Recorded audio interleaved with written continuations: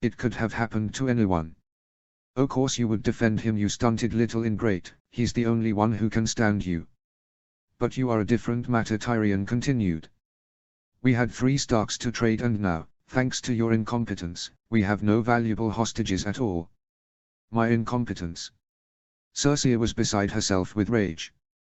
If Slynt and Varys were of any use, then this would have never happened. Who appointed them? Tyrion's tone was harsh. Or confirmed them in their post. If you doubted their abilities, you should have removed them. Varys is, at the least, under suspicion. Varys. Cersei was perplexed. He is the Masters of Whisperers, the Spider. Do you really believe that such high-value hostages could just waltz out of the Red Keep and him be none the wiser? He speaks to me as if I was a child rather than the Queen Regent. Of course I had considered that, but the fact is we need him. And as for Slynt, well, the man may be a moron, but at least he's loyal. If inept. Tyrion's voice was mocking. Cersei ignored him. I need loyal men about me. Men who I can trust. It remains to be seen if they can be trusted. Her brother shot back. Make no mistake, dear sister, if I find any evidence that any of your council had anything to do with this, then I'll have them dealt with. Oh, will you now? You have no power here. Joffrey is king. Tyrion held up his hands in a placating gesture. Joffrey is king. That was too easy.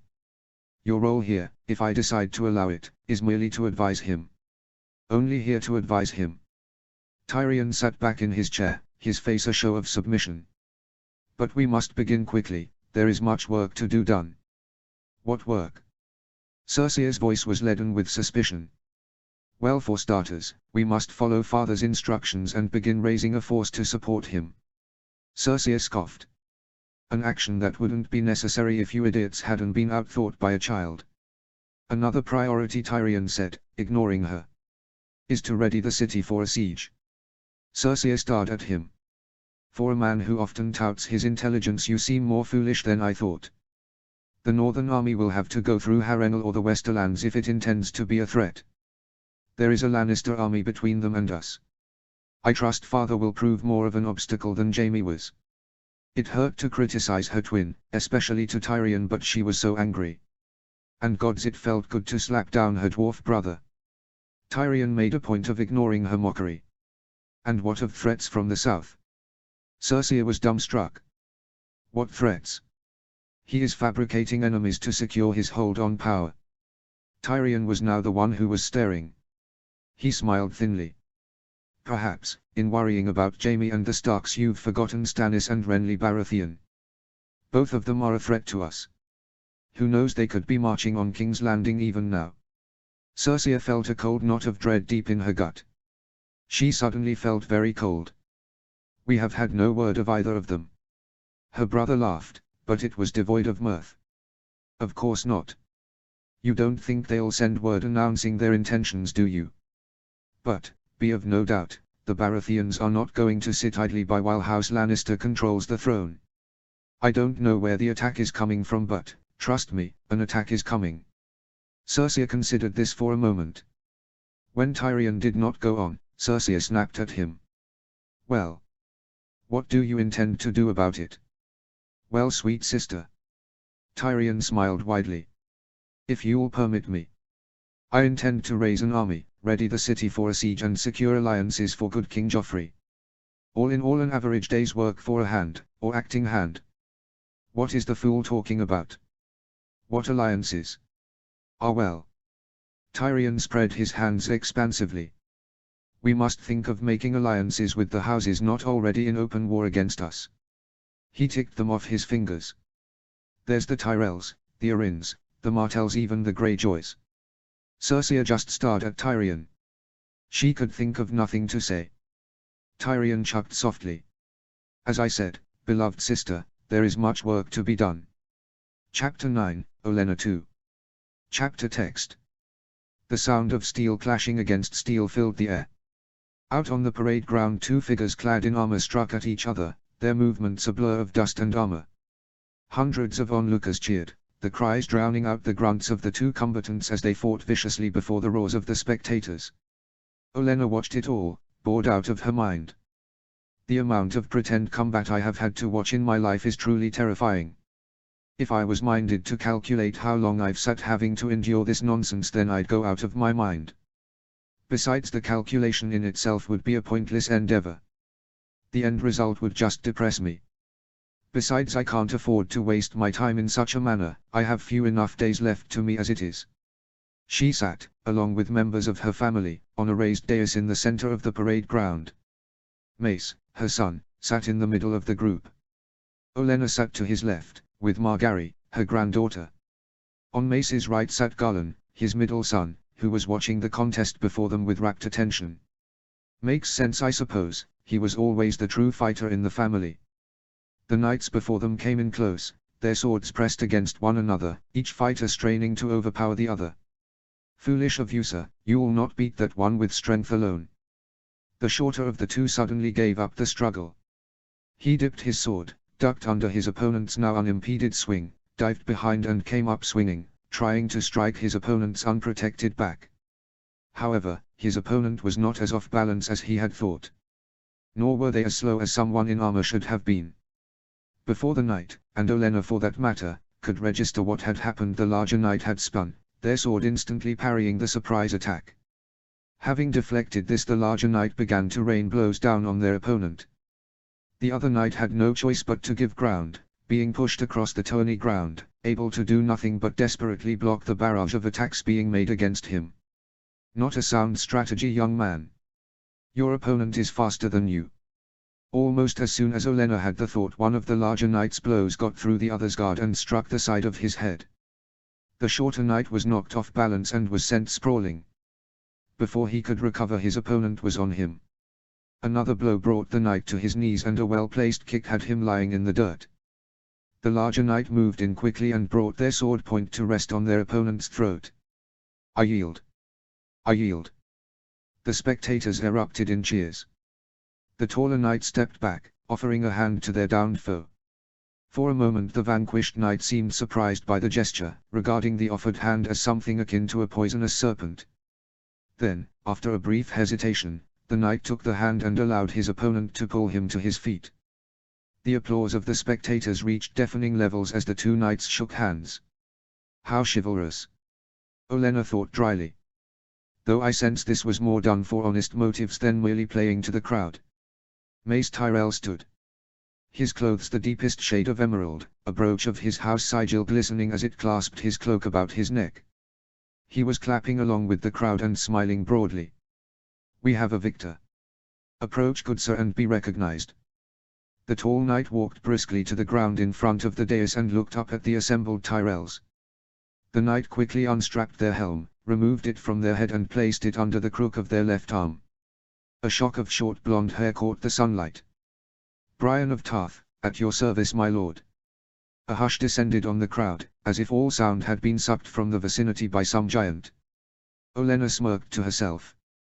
Weren't expecting that, were you? Mace was taken aback, his mouth opened and closed. Lord Slynn's daughter. A woman. Daughters are often women, Mace. The Lord of Highgarden seemed confused. Forgive me, my lady. I was unaware that we had women in our ranks, much less of noble birth. The spectators started to mumble angrily. They felt that had been cheated of an honorable contest between proper knights, which the figure before them could not possibly be. Brian's opponent, Ronit Connington, looked beside himself with anger. The humiliation of being bested so close to victory, now compounded by the fact he had lost to a woman. Garlan Tyrell appeared at his father's side. Woman or not, father, this knight has vanquished all comers in the grand melee. Mace looked angrily at his son. If we had known she was a woman masquerading as a man, we would never have allowed her to take part in the melee in the first place. Olenna's grandson was undeterred. Nevertheless, father, she did take part and has claimed the victory. Lady Brian deserves the prize. The honor of the Reach demands it. Garlan the gallant indeed. Wylus was very wise to bestow such a title on his brother. Mace, to his credit, recovered quickly. His anger disappeared and he smiled gently at the figure who stood alone, undaunted, in front of him. Of course, forgive me, my lady. The prize is of course yours. 10,000 dragons. There was only the smattering of applause. It was clear that most of the crowd were against rewarding what they saw as trickery. Olenna sighed. This was supposed to be a pleasant distraction for the men, not a cause for more ill feeling. Loras would have loved this tournament. Olenna looked to her left. Sure enough, her granddaughter had leaned in to engage her in conversation. Margaery, looking radiant as always in a simple green gown, with roses sewn upon it, was looking wistfully over the tourney ground. Olenna nodded slightly. Yes my dear, it's a shame he couldn't be here. Margaery smiled, but there was concern in her eyes. Do you think father will release him soon? I can't bear the thought of him being locked away. Oh, put away your bleeding heart, Margaery. Olenna snapped. Loras knew what he was getting into. Her granddaughter inclined her head submissively. Oh, I know, grandmother. She sighed pitifully. But you know what he's like. Loras admires Renly deeply, as any squire should. Come now, Margaery, you know, just as well as I, how deep Loras' admiration goes. And to have his lord locked up was more than he could stand. Margaery looked up at her, all innocence, her almond eyes framed by her exquisite face. Gods be good, I have raised a monster. Loras is Mace's favorite, my sweet girl. Always has been. It broke his heart to have to imprison him, even temporarily. It had been more than heartbreaking for the Lord of Highgarden to shut Loras away, if truth be told. But, credit where it's due, my son did it for the greater good. Plus, no one was harmed though, the warrior knows, it had been a close-run thing. But Loras, Olenna finished. Knew the price of disobedience. His first loyalty should have been to his father, not the man he squires for. Margaery nodded slightly and, letting the matter rest, sat back in her chair. Olenna sighed again. It is a long, dangerous road we walk. Gods help us if we should slip. Meanwhile her son was presenting Brian with her winnings. The woman took the heavy bag with the barest of smiles. It is respect she wants, not gold. Well, that, and Renly if the rumors are true. Mace stepped back from Brian and began to clap his hands loudly. Faced with their liege lord acknowledging the victor forced the crowd to do the same. Seeing this, the knights from the Stormlands were forced to do likewise and, within a heartbeat, the tourney ground was abuzz with claps and cheers. Brian of Tarth barely seemed to notice. She nodded at the dais and walked away. Olenna watched her go with a touch of sadness. She doesn't deserve the scorn given her, she won fairly. It's the men who can't take their pride being dented. I know something of having to operate in a man's world, don't I just? The melee over, the crowd began to disperse. A knight approached the dais, removing his helm as he walked. He was of muscular build, his hair short. His armor simple and streamlined. Olenna had trouble placing him. Age must be getting to me. My lord. The young man called out. Mace turned from his conversation with Garlan and smiled widely at the new arrival. Daikon. What can I do for you? Yes, yes, approach lad, no need to stand on ceremony. Ah yes, Daikon Tarly. Lord Randill's son and heir. The young squire seemed hesitant, put out by the familiarity being shown by his liege lord. He tentatively stepped forward. My lord, our outriders have just reported in. Lady Catelyn Stark, along with a small party, was found entering our borders. She has just been brought into camp and has requested the privilege of speaking to you. Olenna leaned forward in her seat. Finally, the day becomes interesting. Her son looked quizzically at Daikon Tarly. After a moment he beamed a smile. Of course he boomed, his voice loud enough for all to hear. It would be our honor to play host to the Lady of Winterfell. Daikon saluted and gestured towards a group of soldiers who instantly parted, allowing a woman and a small number of retainers through. The group made their way to the dais. They must have caught the end of the melee. Olenna mused. I wonder what the wife of Eddard Stark, a man notorious for not competing in tourneys, would have made of such a display. Lady Stark stopped a short distance from the dais. Daikon Tarly spoke, announcing her. My lord, may I present Lady Catelyn Stark, wife of Lord Eddard Stark, the Lady of Winterfell. Olenna scrutinized the woman in front of her. Her clothes were travel-worn, but she carried herself with dignity, despite her evident fatigue. The lady's hair was dark red, as befitted the daughter of Hoster Tully. She once must have been a beauty, not in the same league as Margaery perhaps, but still she must have been a prize back in the day. Though, so was I, and look at me now. Mace addressed her formally. My lady, you are very welcome amongst us. Lady Catelyn looked up at Mace Tyrell. Thank you, my lord, for agreeing to speak to me. Mace had opened his arms wide in welcome. He shook his head. No, no, my lady, no thanks are necessary. It is an honor to receive you. May I present my mother, the Lady Olenna, as well as my two children Garlan and Margaery. The four exchanged nods and smiles. Mace beamed as he introduced his family to this stranger in his camp. Can I ask what has brought you here, to my lands? Catelyn looked confused. She glanced around her. Perhaps we could talk in private, my lord. It would be better for us all. The Lord of the Reach smiled benevolently. Of course, my lady.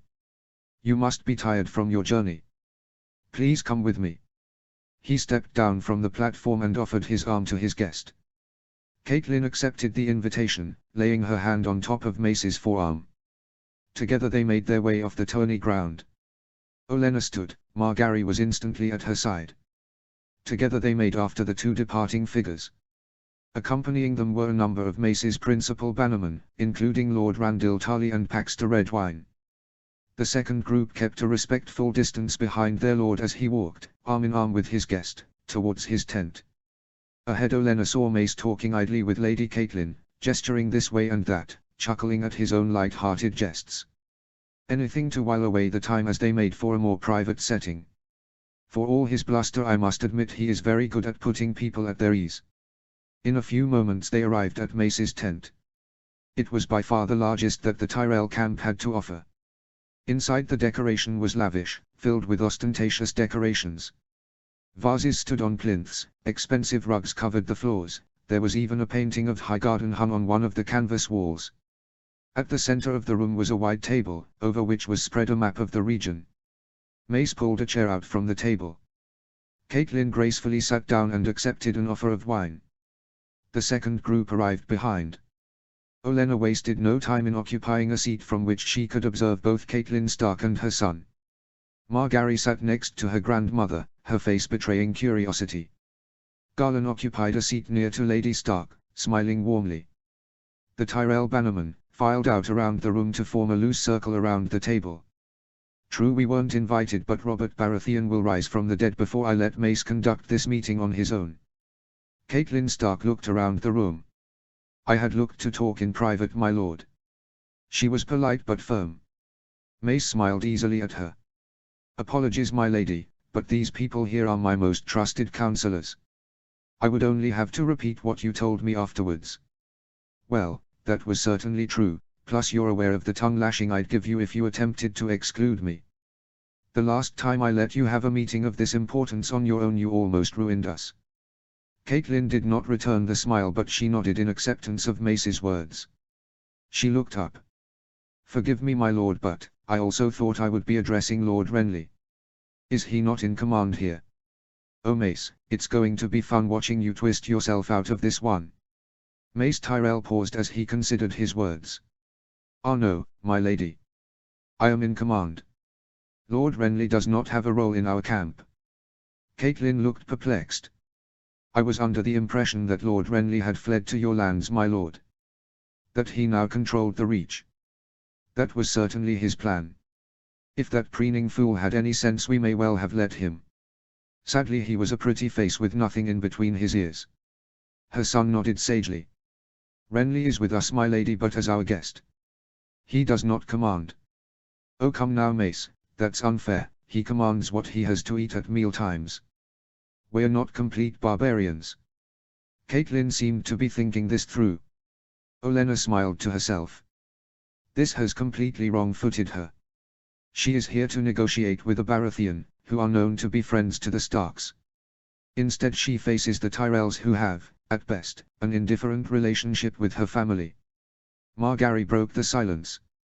We were grievously sorry for what happened to your husband and men, my lady.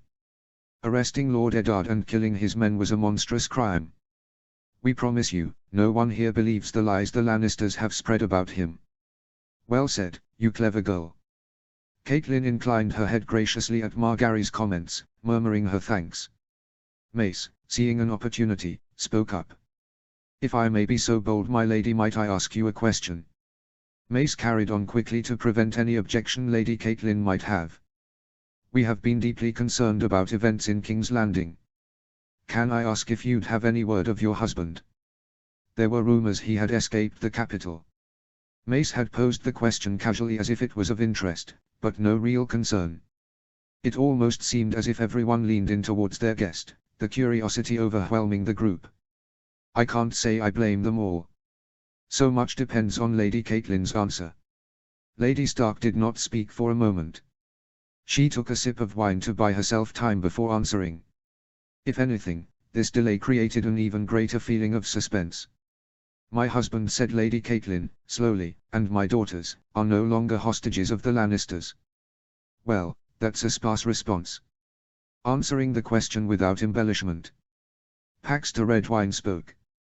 My lady, has your husband rejoined the northern forces? Lady Stark looked at Olenna's nephew. Not yet, my lord. I pray to the Seven that he will be home soon. So it was your son who defeated Jaime Lannister at Riverrun. This from Lord Randall, his voice thick with disbelief. Who now has Lord Tywine fleeing south? Catelyn's eyes flashed with pride.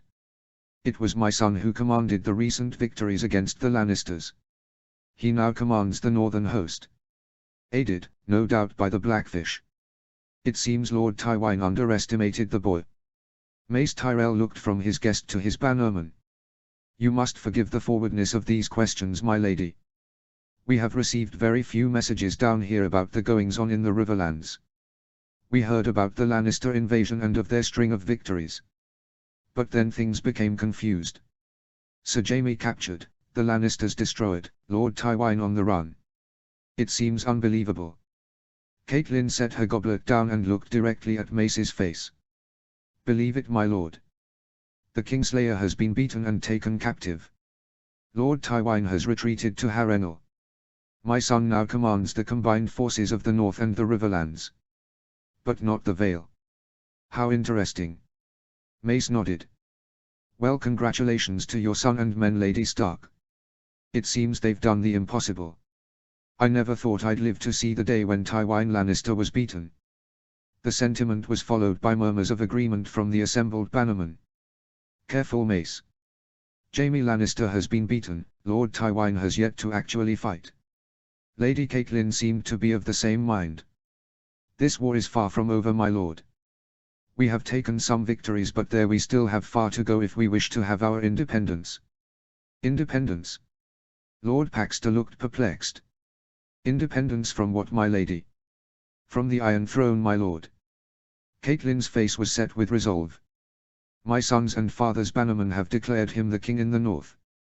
My word, and I thought my son was ambitious. Olenna thought quickly. This changes everything. A hush had descended on the group. The lords looked abashed from the sheer nerve and brazenness of the declaration. Mace clearly had trouble wrapping his head around the idea. My lady, surely, you don't mean to say that the North wants to secede from the Iron Throne?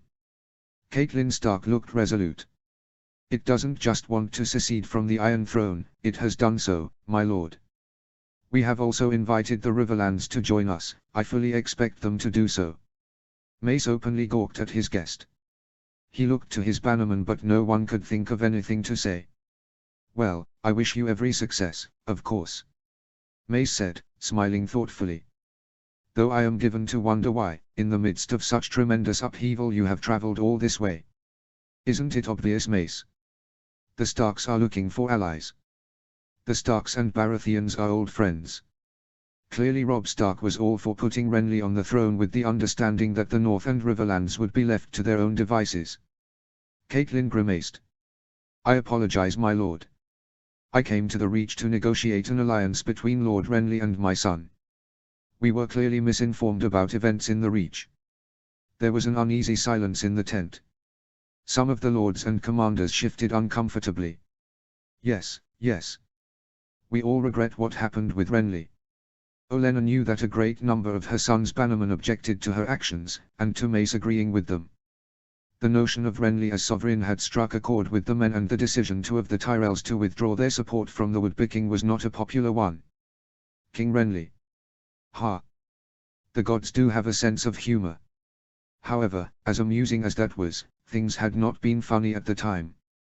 When word had got out that Renly would not be crowned and was, instead, under arrest, there had been a near mutiny.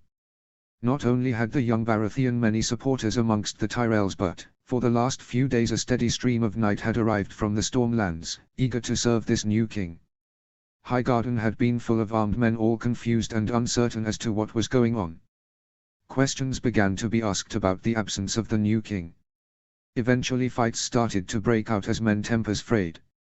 Swords and fists began to replace words, and, before long, people had started dying, the result of tavern brawls and individual duels. Luckily the violence was contained, but the Tyrells knew it was unlikely to stay that way. It was Randyll Tarly who had maintained order. On the second day of chaos he had ordered his men onto the streets just before dawn. The troublemakers were drowsy from sleep and drink.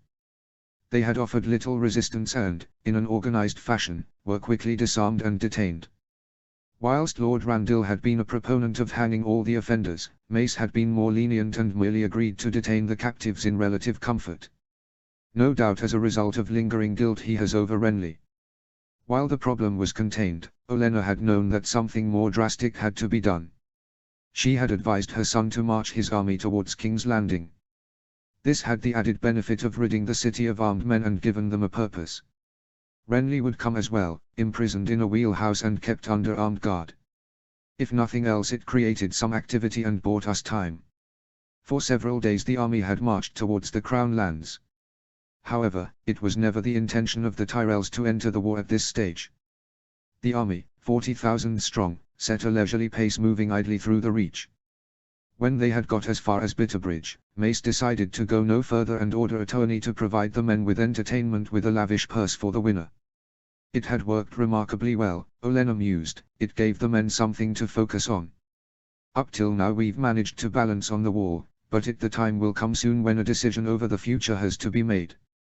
Perhaps the opportunity has just presented itself. The atmosphere in the tent was tense.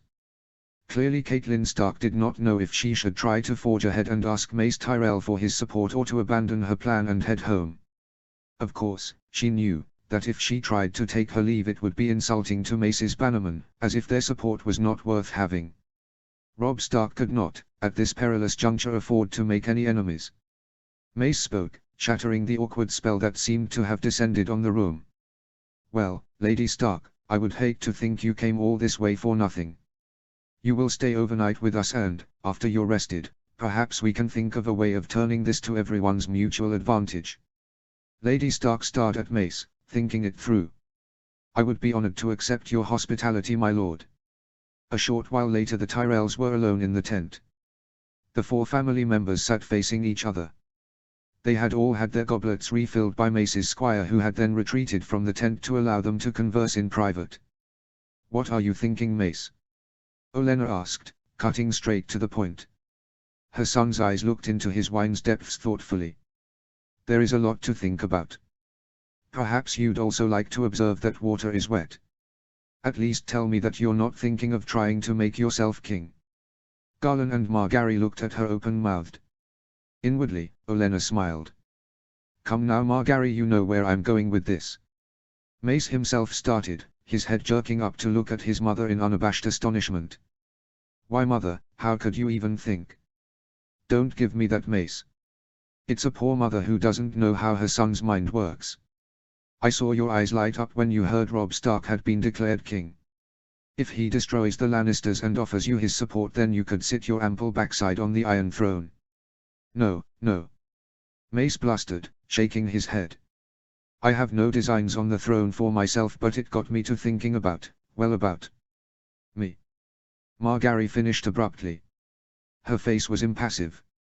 Her hands resting in her lap, the very model of a dignified maiden. Mace responded weakly. "Yes, you my sweet. I was thinking how delightful it would be if you could still be queen. By the stranger, he's like a dog with a bone. Olenna snorted. Really, Mace, this bid to auction your daughter to the highest bidder is very uncouth. I'm disappointed in you. Mace looked wide-eyed between his mother and daughter. Really, mother? Margaery, I mean no disrespect. Oh, be quiet, Mace. Regardless of how you're treating Margaery, have you thought through the implications of allying with the Starks? Mace looked at her puzzled, a trace of stubbornness crossed his face. I can't understand you, mother. You had us withdraw our backing of Renly's claim.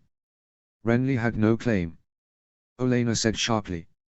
And told us to wait until the picture becomes clearer. Well, I would say the picture is very clear now. Stark's won, hasn't he? And without Lord Eddard being in command. Didn't even need him, did they? Olenna sighed. 1 step forward, 2 steps back.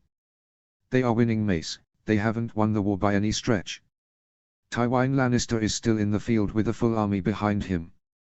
Mace grew incredulous. But the Lannisters are cut off from their home, from reinforcement and supply. They can't possibly prevail. Olenna raised a single finger. Never, she said pointedly, discount Tywin Lannister.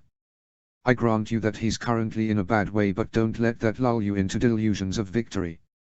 This war is far from over. Which, of course, is why Lady Stark is in the south looking for allies. Not looking for us though, is she?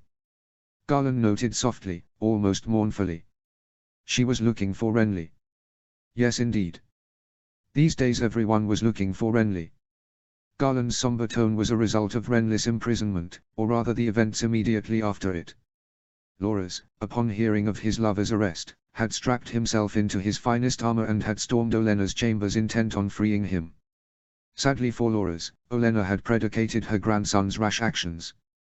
In an ideal world she would have prevented Loras from getting anywhere near Renly, but word had reached him, quicker than she'd anticipated, and, when Mace and Wylis arrived at Loras's rooms to explain recent events, they'd found him to have already left.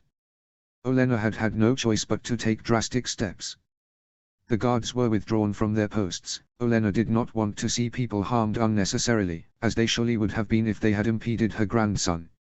Upon his arrival, Loras had been confronted by his own brother. Garland had been given strict commands to prevent Loras' self-imposed mission by any means necessary. When she had given Garland his instructions, Olenna could see the conflict on his face. He had not wanted to fight his own brother, but, when the time came, Garland chose loyalty to his father over his brother. The fight had been furious, the swords flashing so quickly that the guards could not accurately say which sword belonged to which brother. In the end, however, Garland proved his superiority and won the battle, striking Loras in the side and disarming him with a flick of his wrist. Before he's had a chance to move, the guards were on Loras, restraining him, whilst his brother looked on distraught. Maestas had seen to Loras's wound, which proved to be superficial. He had been confined to his rooms while his father tried to determine what his next move would be. Mace had been beside himself, raging at Olenna for putting them in this position, for turning the family against itself. Olenna had weathered it all and calmly waited for Mace to calm down. Which he had. Eventually. Catelyn Stark may have come south looking for Renly, Olenna said. But what she's really here for was an alliance with the Reach. We can still provide that. Olenna looked at her relatives shrewdly. The question is, should we?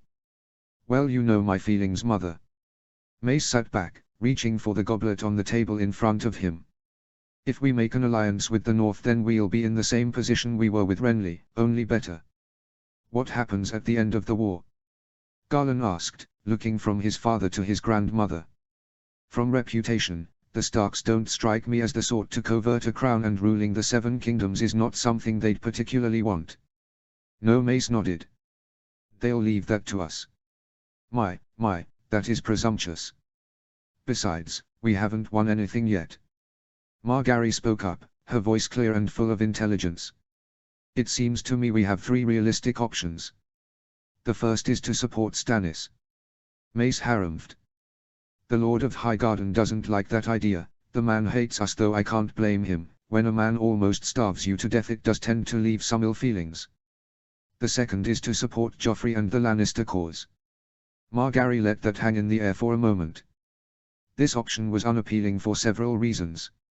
Mace's actions, up till now, had been to improve the Tyrell family's position in the power hierarchy of the Seven Kingdoms.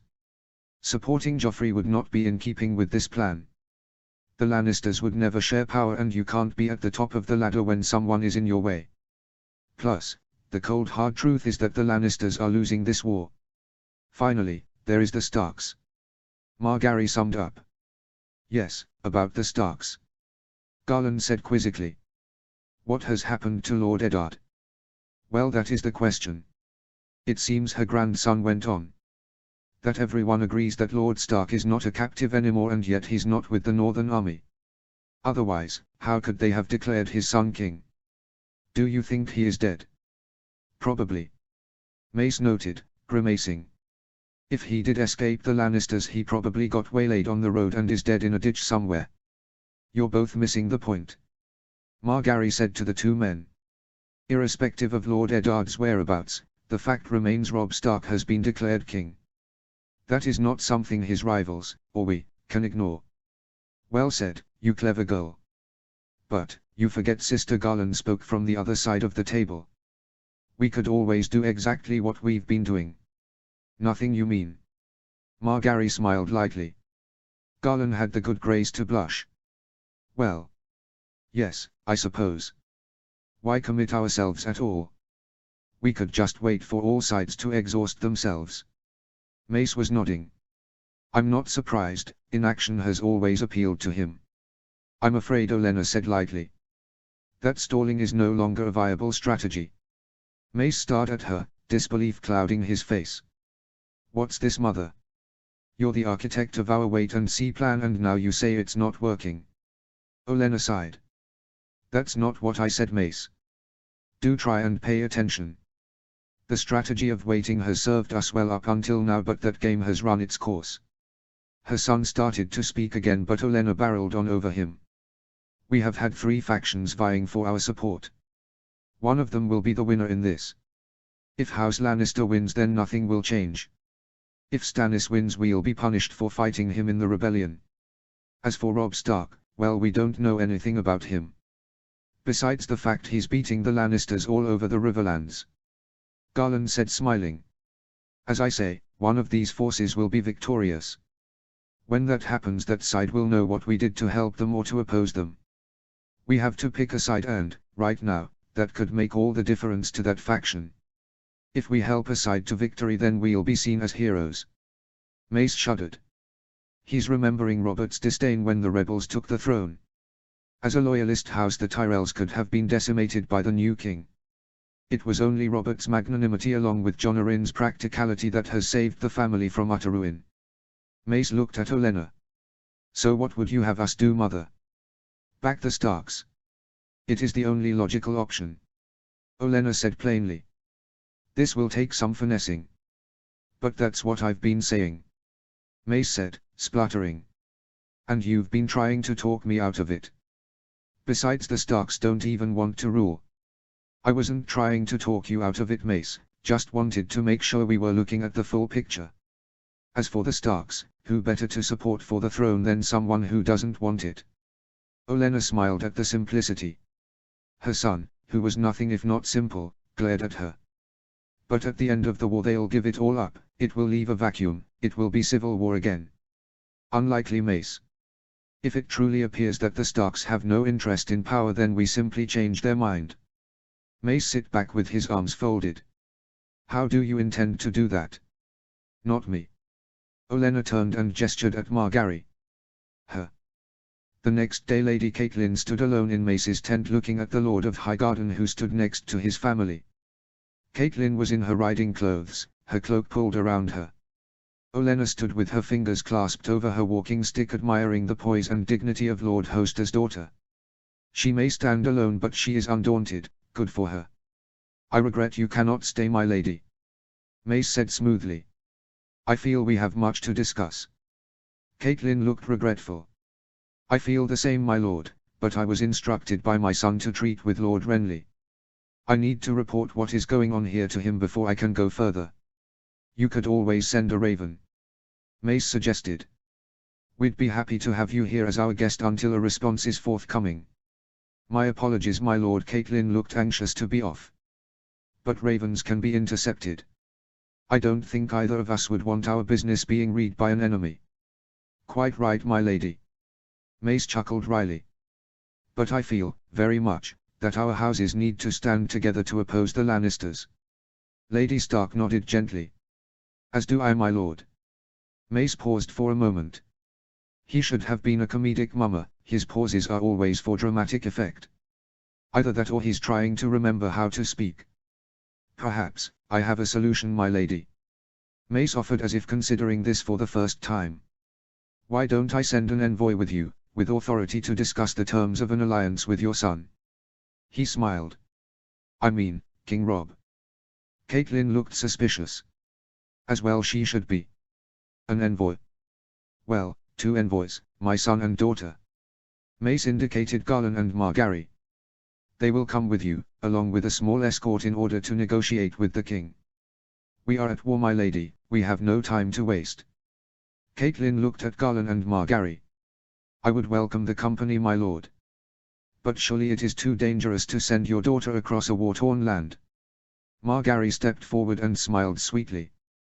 If my brother can do it, then so can I, my lady. I have always wanted to visit the Riverlands, I hear they are lovely. Not so lovely now. Catelyn said, grief filling her voice. Not since Tywin Lannister and his armies rode through. A terrible thing. Margaery said soberly, stepping in to take Lady Catelyn's hands. She tilted her head and lowered her voice to a whisper, although they could all hear. Truth be known, my lady, I have an ulterior motive. Ulterior motive. Catelyn's eyes hardened. My handmaiden, Myra. Margaery gestured to a thin girl standing behind her. She is Lord Forrester's daughter, sent south a year ago to serve me. Forgive me, child, I don't recognize you. Catelyn said courteously. No need, my lady. Myra Forrester said, curtsying low. We have never met. Though my father speaks very highly of your family. I am immensely fond of this young girl. Margaery said, warmly. She has been one of my truest friends in Highgarden. However, since the war started, she has been almost sick with worry over the fate of her family. Since she cannot leave my side, I would like her to travel with me and see her kin at Riverrun. The excuse was thin, but it would serve. Against such an honorable request, uniting a family, Lady Catelyn would have no choice but to agree. Margaery, however, was not done. She stepped even closer to the other woman, saying softly. War is such a dreadful thing, keeping families apart, making us worry about those we love. I know you, above any, would understand. Catelyn dropped her eyes, blinking quickly to be rid of the tears that had begun. She took a deep breath and looked back up. My son would be honored to receive members of House Tyrell. And I would personally be delighted to reunite a northern daughter with her family. She knows what we're about, no question about it. But still, the job is done. It is up to Garlan now. And Margaery. Chapter 10, Tyrion 2. Chapter text. You can't do this to me. I am the Grand Maester. Tyrion watched as Shagga pulled the half-naked old man out of his bed and dragged him towards the door. The aged Maester was not going easily. He was resisting with as much strength as he could muster, pulling on his attacker's arm much as a child would when being chastised by a parent. These efforts did nothing to deter the hulking hill tribesman from manhandling him towards the waiting gold cloaks. Seeing physical resistance was pointless, the old man squirmed in Shagga's grasp, twisting himself until his face was turned towards Tyrion. My Lord Hand. This is an outrage. I am loyal. Have always been loyal. Ask your father. All I have done was for House Lannister. As he neared the chamber door, Pycelle made one last plea for mercy. I am a loyal servant, my lord. But not to me, old man. And that's what counts right now. By this time Shagga had got his charge to the door. He propelled the Grand Maester through the opening and into the waiting arms of 2 of the city watch. Without needing to be told, the guardsmen began to haul their still struggling prisoner towards the black cells. Pycelle's wailing began to recede as he was dragged away, but the echoes still carried of the stone corridors. Well, that's him dealt with. For now. If only the rest of the small council was as easily handled. Tyrion looked around the Grand Maester's rooms, now vacant. Ah no, not entirely vacant. The young girl sat at the head of the Grand Maester's bed, her hair askew, with only a blanket to protect her modesty. What little modesty she has left after that old goat has had his way with her. Still, far be it for me to take the moral high ground with a whore, not with my record. I married one after all, and am currently enjoying the exclusive services of another. There was no danger of Tyrion marrying this one, however. The girl was clearly scared out of her mind. She stared wide-eyed at Tyrion. She'd pulled the blanket tight around her, as if trying to create a shield between herself and the outside world. I can't blame her. One moment she is enjoying the attentions of the Grand Maester, and then suddenly the door gets smashed through and a hulking tribesman and a dwarf come through the door. Shagger is quite ferocious, even to me, and he is in my employ. Tyrion walked slowly to the girl. She pulled back instinctively, no doubt imagining the worst might happen now that her client had been arrested. Tyrion held up one hand, the other dug around inside his doublet. He extracted a silver coin and set it on the bedside table. The girl continued to stare at him. Expecting him to extract services for payment rendered, no doubt. Poor girl. Better make myself clear. For your trouble. The girl's eyes flicked between him and coin he'd put down, her expression becoming less furtive. Outside, the sounds of the Grand Maester suddenly fell silent. Tyrion looked through the door opening. The sudden quieting of noise quickly highlighted Pycelle's absence and what he had been up to when Tyrion interrupted. Tyrion fished out another coin and set it atop of the first. He smiled reassuringly. Least she deserves after fucking that old man. The girl smiled in thanks. She quickly took the coins and got off the bed. Using only one hand, the other preoccupied with keeping the blanket around her, she picked up her clothes and exited the room. Now alone, Tyrion considered what he had learnt. In an effort to save himself from Shagger's rough treatment, including the threat of beheading, Pycelle had confessed to many dark deeds. The betrayal of first Jon Arryn by allowing him to succumb to the effects of poison, and then of Eddard Stark by not revealing the Lannister plot. He had also seemingly known about Cersei's relationship with Jaime and the fact that Robert's heirs may not, in fact, be his offspring. Most surprising, at least from Tyrion's point of view, was that Pycelle had been responsible for Mad King Aerys opening the gates of King's Landing to Tywin Lannister's army at the end of the rebellion. This deed had led to the sack of the city, during which there had been countless acts of murder and rape. It was an appalling crime and a stain on House Lannister, a stain only matched by the deaths of Rhaegar's children. Lord Tywin had dispatched the Mountain and Armory Lork to take care of the young babes. The children had been butchered horribly, their small bodies rent with knife wounds, their heads pounded against a wall until only bloody pulp remained. Worse, Tyrion had heard rumors that the two murderers had made the Princess Elia watch as they killed her children and then raped her before ending her torment. Rhaegar was dead. The Maester had wailed. The war was over. I had no choice but to urge the Mad King to open the gates to your father. I hoped he would take the throne. But he didn't, you old fool. The blood he spilled during the sack of King's Landing is on your hands. And now we are where we are, you on your way to the Black Cells and me trying to prevent another city from falling to an enemy army. Tyrion surveyed the Grand Maester's room. He was drawn to the letters on Pycelle's writing desk. He waddled over and started leafing through the documents. After reading through a few, he grew disinterested. There was nothing of use here. Though Tyrion had reopened the city, there seemed the Grand Maester seemed to have amassed no useful information. At least beyond what he had already reported to the small council. Pycelle's store cupboard drew Tyrion's eye. He gave up on the letters and made his way to the vast selections of herbs and potions amassed by the Grand Maester. From his reading, Tyrion could identify several of the potions. Well, it seems, Grand Maester, that you may still be of some use to me. Tyrion selected a few of the choicest items and secured them safely about his person. Looking around once more, he made his exit from the room. A soldier stood outside, evidently there to guard Tyrion. My, Sir Jacelyn, you are efficient. Have the door repaired and secured," he ordered. "No one goes in or out without my leave." He turned away without bothering to wait for a response. The guard would do as he was told. Sir Jacelyn Bywater, the new commander of the City Watch, would only have assigned him a man he trusted. "I must remember to thank our new commander. When I have the time, that is." The removal of Janos Slynt and replacing him with Sir Jacelyn had been the first thing Tyrion and Cersei had argued about. Lord Slynt had betrayed Ned Stark and been a key player in securing Joffrey's throne. In Cersei's mind that made Slynt the very man she wanted to have around. It wasn't until Tyrion had pointed out that Slynt's loyalty was to power and money and, in the unlikely event that House Lannister wasn't able to provide these things, Slynt would most likely sell them along with everyone they loved, that she had begun to reconsider. The argument had raged long into the night and Tyrion had only emerged victorious when he used his trump card.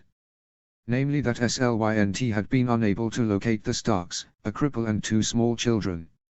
Slynt had not gone quietly. He had fought the gold cloaks that had been sent to arrest him and had had to be rendered unconscious before he was loaded onto a ship bound north, to the Wall.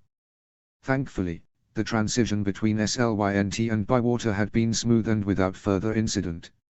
For that Tyrion was extremely grateful. He had enough problems to contend with without a disloyal City Watch added to the mix. Tyrion walked through the Red Keep thinking about recent events. At this stage he could not say if his tenure as Hand of the King was a success or not. He had started with reopening the city. This had proved to be no easy feat. Cersei, terrified that news of the Starks' escape would reach the north and result in Jaime's execution, had opposed him at every turn. It was only when Tyrion had pointed out that the city was starving. The Tyrell army at Bitterbridge was preventing all food from reaching the capital. Tyrion had patiently pointed out to Cersei that shutting the small folk of King's Landing into the city while they slowly starved to death was tantamount to suicide. Plus the inability to reply to messages was depriving the small council of news, a foolish idea in wartime. I will not have Jaime endangered. Cersei had shot back. What do I care if the small folk suffer? Tyrion had fought to keep his temper, even though he was reminded again of his sister's short-sightedness. They are starving, Cersei. It's bad enough that the rumors about Joffrey's birth are being spread by Stannis. Vile lies. Cersei stormed, slamming her fist on the small council table. Stannis is trying to remove my children from the line of succession. Anyone with any intelligence could see through such a blatantly transparent ploy. Undoubtedly, Your Grace, Tyrion had said soothingly. But let us not lose track of the issue. Cersei glared at him.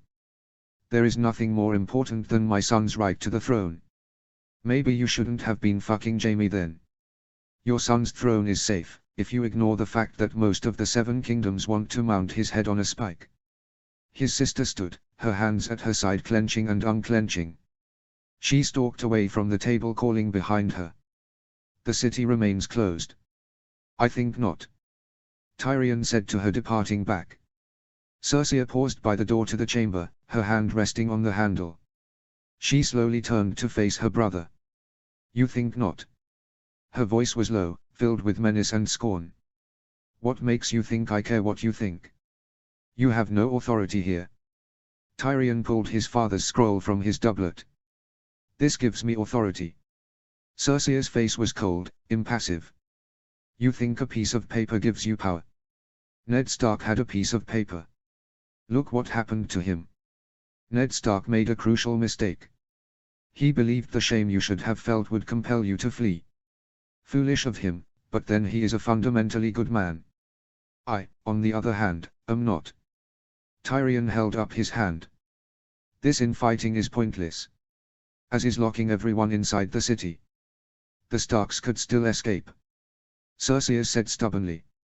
She speaks to me like a child. If only she was as intelligent as she thinks she is. The Starks are gone, Cersei.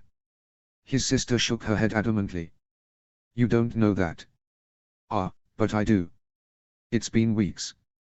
I've investigated the circumstances of their little jailbreak, and anyone who had the resources and competence to effect this kind of escapade is more than capable of getting the Starks out of the city. If you didn't find them within the first day of the search, then you won't find them now. Tyrion couldn't be sure, but he could have sworn that tears appeared at the corners of Cersei's eyes. She looked down in an effort to compose herself. Behind all her rage and stubbornness, she is terrified that Jaime will be hurt. I can relate to that.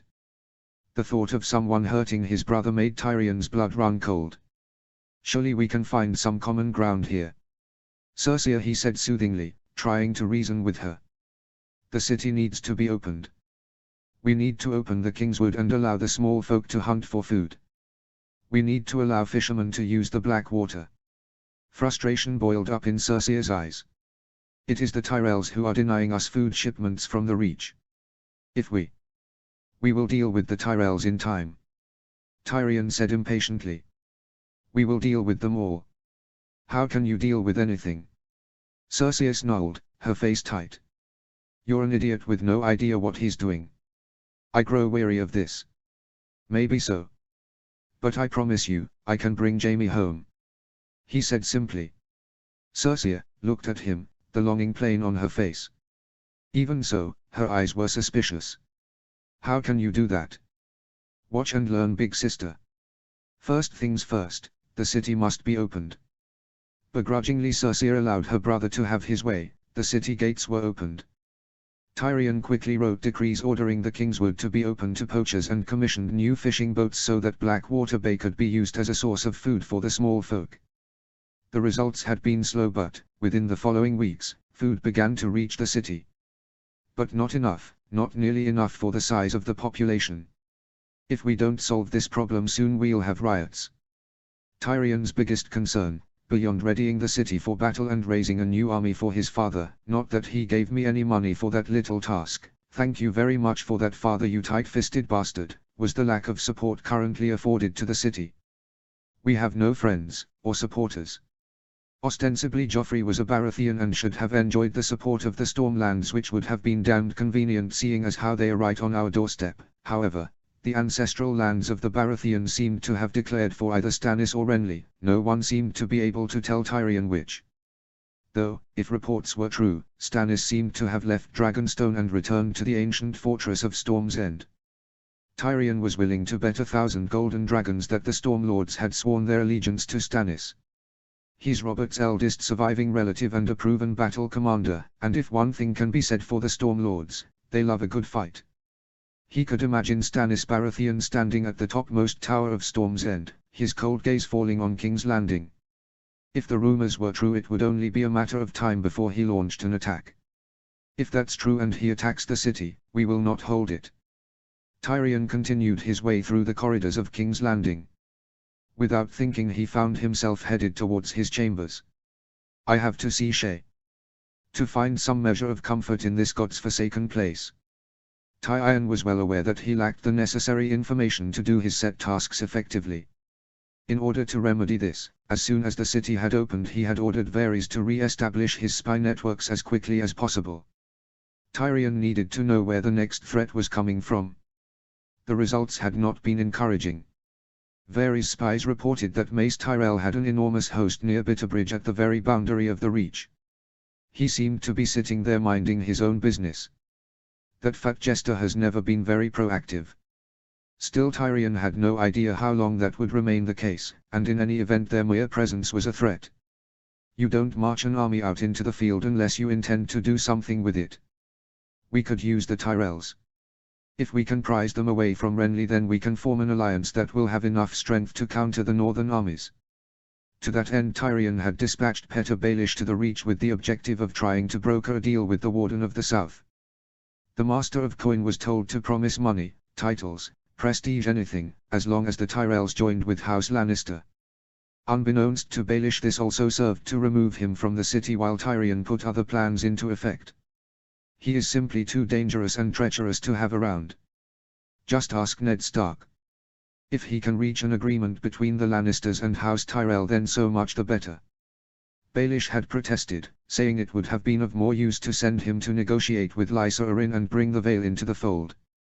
Tyrion had almost been swayed. An army on Robb Stark's flank would have been extremely useful right now, but then one of Tyrion's messages had been returned with a reply from the Lady of the Eyrie.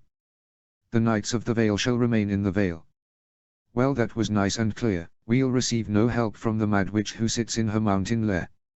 If he was honest, Tyrion couldn't muster the outrage to be bothered by this response. If anything, he was grateful that the forces loyal to House Arryn would remain out of the fray.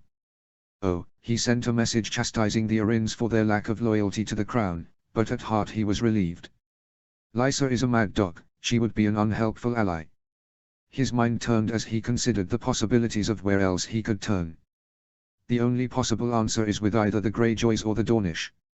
Such a solution seemed counter-initiative. The only war in the last 10 years had been instigated by the Greyjoys and their desire to be an independent nation, given over to reaving and plundering the coast.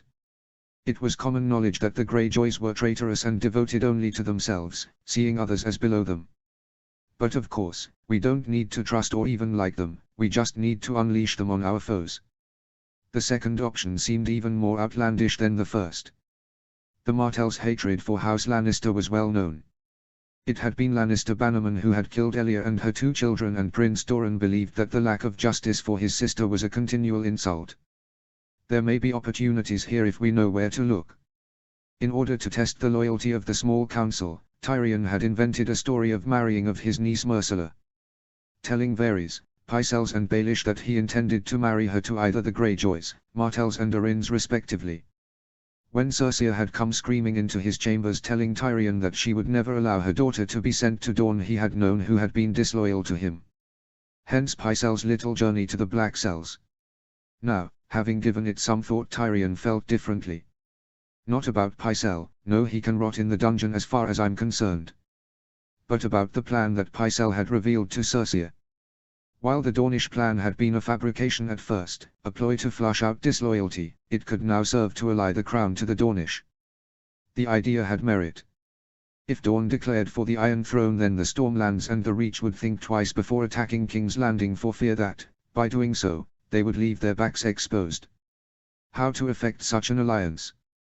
Would the promise of marriage to his niece be enough? Tyrion arrived at the base of the Tower of the Hand. He walked inside and began to climb the stairs, an arduous task for someone as stunted as himself. Well, at least the city hadn't fallen into ruin, which it could well have done if my dear sister and loving nephew were in charge. The king himself refused to talk to him. Tyrion had never got on with his nephew and had barely tolerated him when he was just the crown prince. Now he was the king, he had found him even more insufferable, an opinion that Joffrey seemed to return with increasing fervor. Every time Tyrion had had the misfortune to encounter his nephew, he had been subjected to a barrage of abuse about the Jaime's failings in the Riverlands, or why a sufficient army hadn't been raised within the Crown Lands to counter his uncle, Stannis. I really must thank Father for sending me here into this den of ingratitude and incompetence. It was so thoughtful of him. He arrived at his chamber door. He paused for a moment to stay his labored breathing. Fuck me, that's a lot of steps. He pushed on the door and entered his study. To his disappointment, Tyrion found that Shae wasn't present. He recalled that Varys had said something about procuring her employment with one of the noble ladies in the Red Keep, the better to hide her from Cersei's and father's spies. Sighing to himself, Tyrion waddled over to his desk and pulled himself up into a chair. He glanced at the large pile of documents awaiting his consideration. With a sinking heart he reached for the top scroll. So much to do, so little time. Chapter 11, Davos Eye. Chapter text. We must arrive soon. The hills on their left flank went on for leagues, a constant companion as they rode along small roads and open fields. The company kept a punishing pace, not letting up despite the occasional showers and treacherous conditions. No matter the circumstance, the group pressed on, ever westwards. Relentless, Davos mused, just like our leader. At the head of the group rode the king, his rough spun cloak billowing behind him as he drove his warhorse forward. The company of knights, lords and other retainers had no choice but to keep pace, certain that any pleas to let up their grueling progress would go unheeded. They had been on the road for several days now, leaving as dawn broke so as to make the most of the day's ride. At first, some had thought that their leader intended to keep riding until they arrived at their destination. Thankfully, as the sun dipped below the hills in the west, the king had called a halt, allowing them to make camp in a small field. That night the camp had been somber, quiet. The king sat apart from the others, having his own tent and a separate fire to keep him warm. The king sat staring, his eyes fixed on the horizon. It was clear he did not wish for company nor even to be disturbed. Only Davos had dared approach him, bowing stiffly from the waist as he reached a respectable distance from his king. Your Grace. The king was shrouded in shadow, the fire casting the only illumination on his sovereign's emotionless face. For a brief moment Davos feared he had not been heard and that he may have to attempt to disturb the king yet again. But then the eyes blinked and moved to fix upon him. "Well, Onion Knight." King Stannis's voice was low, but firm, conveying the immense strength of the speaker. "What do you have to say?" Davos was unnerved by the intensity of the gaze now on him. "Your Grace," he started, hesitating slightly before plunging on. "Perhaps we should take the journey more slowly, the horses are tired." "We are all tired," said Davos. "Not you, Your Grace. I'd wager you'd be willing to ride all night if you could but see where you were going." "Granted, Your Grace. But even so it is, perhaps, unwise to exhaust our mounts when we have no idea what awaits us at the end of our journey." The king looked at him slightly differently. "You suspect that my brother might attack us?" Even though no emotion crossed his face, Davos could tell his master was curious. Davos felt like he was being mocked. "I couldn't say, Your Grace, but it would be unwise not to take precautions. Allowing the horses and men to become too fatigued makes us ill-prepared to deal with anything that may occur. I have permitted us to make camp." The king's voice took on a challenging tone. "Surely a night's rest will suffice." Davos sighed inwardly. "There is no use fighting this point, I'll get nowhere. You have Your Grace, and we're grateful. I can't let it go. But you may well need us to fight or flee at Renly's camp." Instantly Davos realized that he had chosen his words poorly. A slight tremor of anger seemed to ripple through his king. "I will not flee from Renly. No matter what occurs, I shall never flee from that pampered adolescent." The king's voice was hard, resolute. Hardly an adolescent, Renly had reached maturity years ago. Though perhaps only physically. He made to reply, to correct his words, but the king waved his hand dismissively. "No, Sir Davos, we press on. I am pressed for time and am already wasting too much of it here in the Reach. I mean to be back at Storm's End by the end of the week." Davos bowed, accepting his king's word. It was after all, exactly the response he had expected. Even so, there was a chance he could have spoken reason to the king. It has been known to happen. Hasn't occurred that often, but it is possible. Davos made his way back to the main part of the camp. As he passed the tent nearest to the king's fire, he heard a voice. "Come speak to me, Onion Knight." The voice was deep and melodious, full of the promise of seduction. Warily, Davos Seaworth pulled aside the tent flap and stepped through the opening. She stood there, in the center of the tent. For a brief moment it looked as if light was streaming from her in all directions, with only her body remaining in shadow. The effect was dazzling and intimidating, worthy of the rumored powers the Red Woman was supposed to consort with. But no, Davos realized, she merely had a lantern held in front of her, with her back turned away from him. The effect that has seemed so awe-inspiring before was nothing but an illusion. Yet another parlor trick, meant to deceive the gullible into believing the woman had supernatural powers. And yet, I have seen things that tell me she does have some kind of power. How else could they be explained? Melisandre, the Red Priestess. King Stannis' closest advisor and confidant. And, possibly, the greatest danger to the king.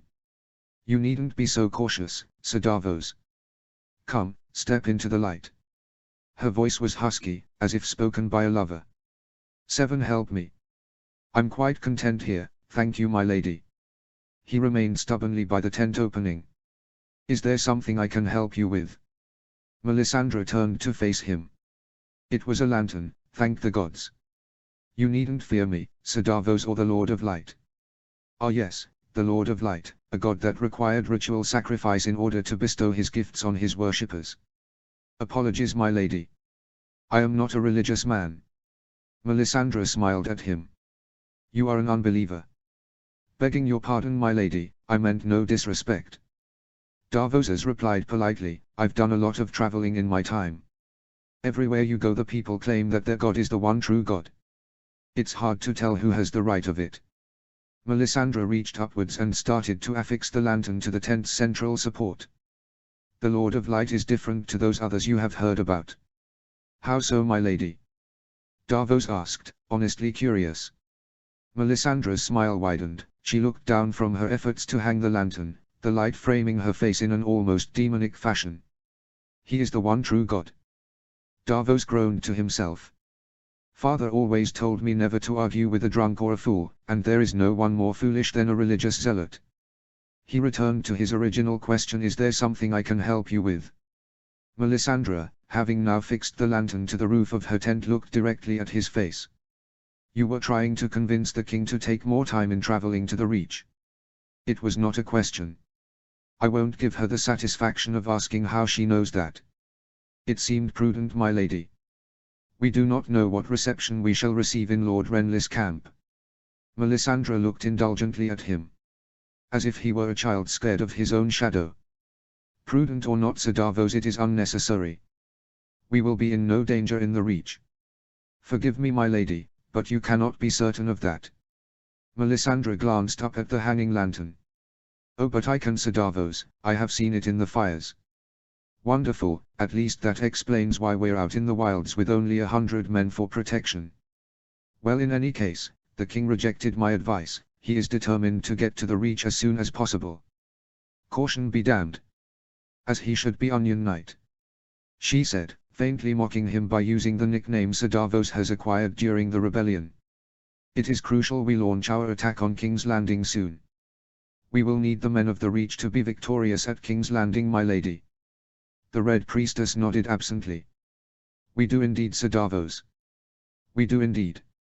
Another vision from the fires, my lady. He couldn't resist adding a hint of mockery to the question. Melisandre looked at him, the corner of her lips turned into something similar to a sneer. Not at all, good sir, just common sense.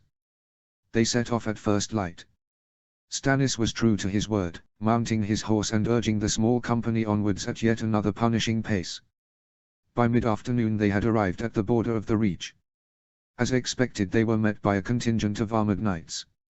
They were led by a lithe athletic knight who had the rose sigil of House Tyrell emblazoned across his armor. His shield though had 2 golden roses on a field of green. A most curious adaptation of the Tyrell rose. The knight pulled back the visor of his helm, revealing blue eyes and a small, well-kept beard. He greeted the travelers warmly from his saddle. Greetings, my lords. Welcome to the Reach. Stannis merely glared at the knight, his gaze unflinching. For a brief moment no one said anything, the retainers in the king's group too afraid of offending their sovereign by insulting the knight before them. It was left to Davos to urge his horse forward until he was almost at a level with his king. Be careful of your tone, sir, he rebuked sternly, you address the rightful king of Westeros. The knight smiled thinly, his eyes filled with mirth. I am afraid the Reach does not recognize Lord Stannis' claim to the throne. King Stannis has the best claim to the throne of anyone in the realm. This angry cry came from Axel Florent, Stannis's hand and former Castellan of Dragonstone. You will apologize, sir. The knight looked quizzically at Sir Axel. Apologize? I merely note that King Robert had 3 children. All of them come before Lord Stannis in the line of succession. Sir Axel's face went red with rage. Those abominations are illegitimate, born of incest. The knight chuckled lightly. Yes, we'd heard that particular tale. Do you call your king a liar, sir? Sir Axel made to draw his sword. As I say, the knight replied, a note of impatience entering his voice as he looked from Sir Axel to Stannis. He is not my king. The Tyrell knights began to stir forwards, sensing a threat of danger to their commander. Stannis' retainers made to do the same, although the 2 commanders had not moved a muscle since the altercation began. Davos saw they were moments away from violence. The king doesn't want that, surely. Our mission is one of peace. This is unnecessary, my lords. Davos said, keeping his face neutral. We are here at Lord Tyrell's invitation for alliance negotiations. I'm sure none of us would want to jeopardize those talks before they've even begun. Not strictly true. Davos thought ruefully to himself. But the words had the intended effect. A few moments ago the knights had been readying themselves for a fight. Now, an element of uncertainty had been thrust into the group. Both sides looked to their leaders to determine the next move. The Tyrell knight laughed warmly, he held up a hand to stay the group of knights around him. How true, good sir. How true. You're right, of course. We should be on our way. Tally any longer and my father will worry where we've got to. Sir Davos eyed the laughing knight cautiously. He knew the answer but had no choice but to proceed. Your father, sir. I have the honor of being Garland Tyrell, second son of Lord Mace Tyrell, Warden of the South and Lord of Highgarden. Garland bowed his head to Stannis. As I said, welcome to the Reach. We should have expected Lord Tyrell to send his son to meet us. If nothing else, Stannis is highborn, it would require someone of near equal rank to greet us.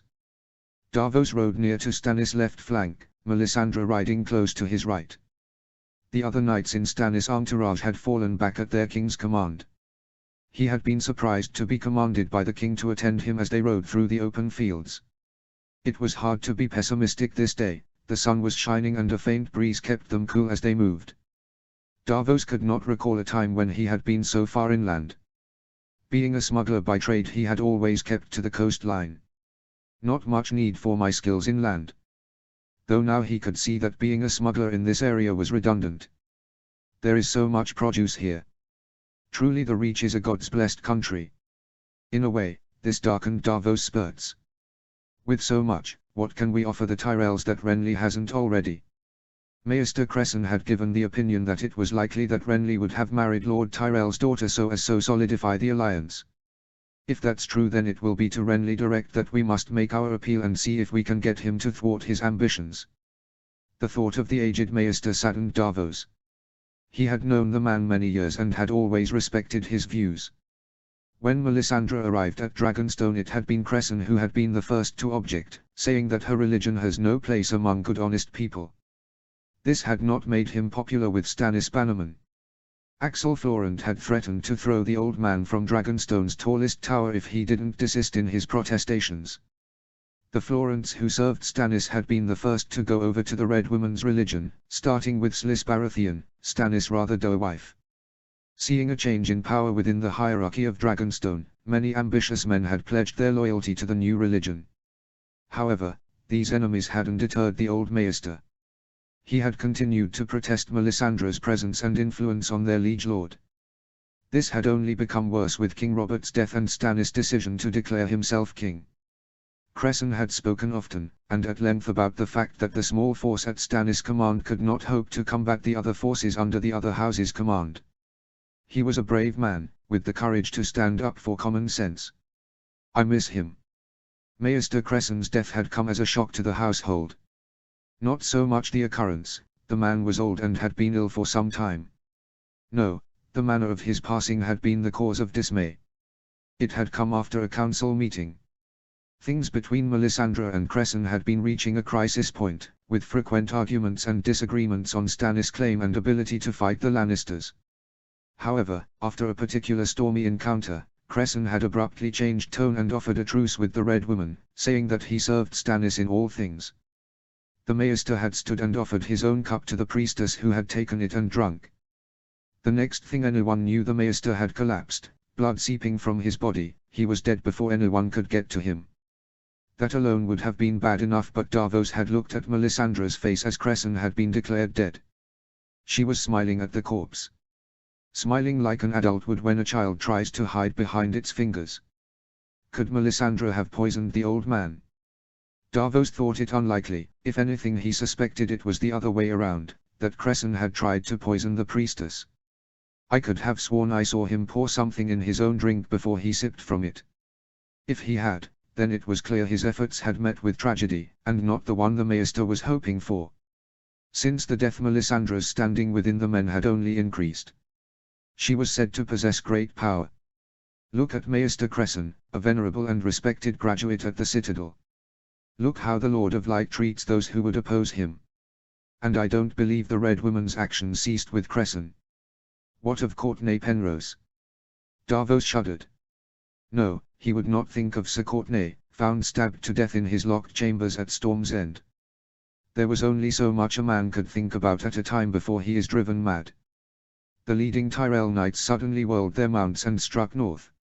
Are we not headed to Bitterbridge? Sir Axel called to Sir Garland. Surprise and suspicion was etched on his face. Garland turned in his saddle to address the party. My apologies, I should have mentioned.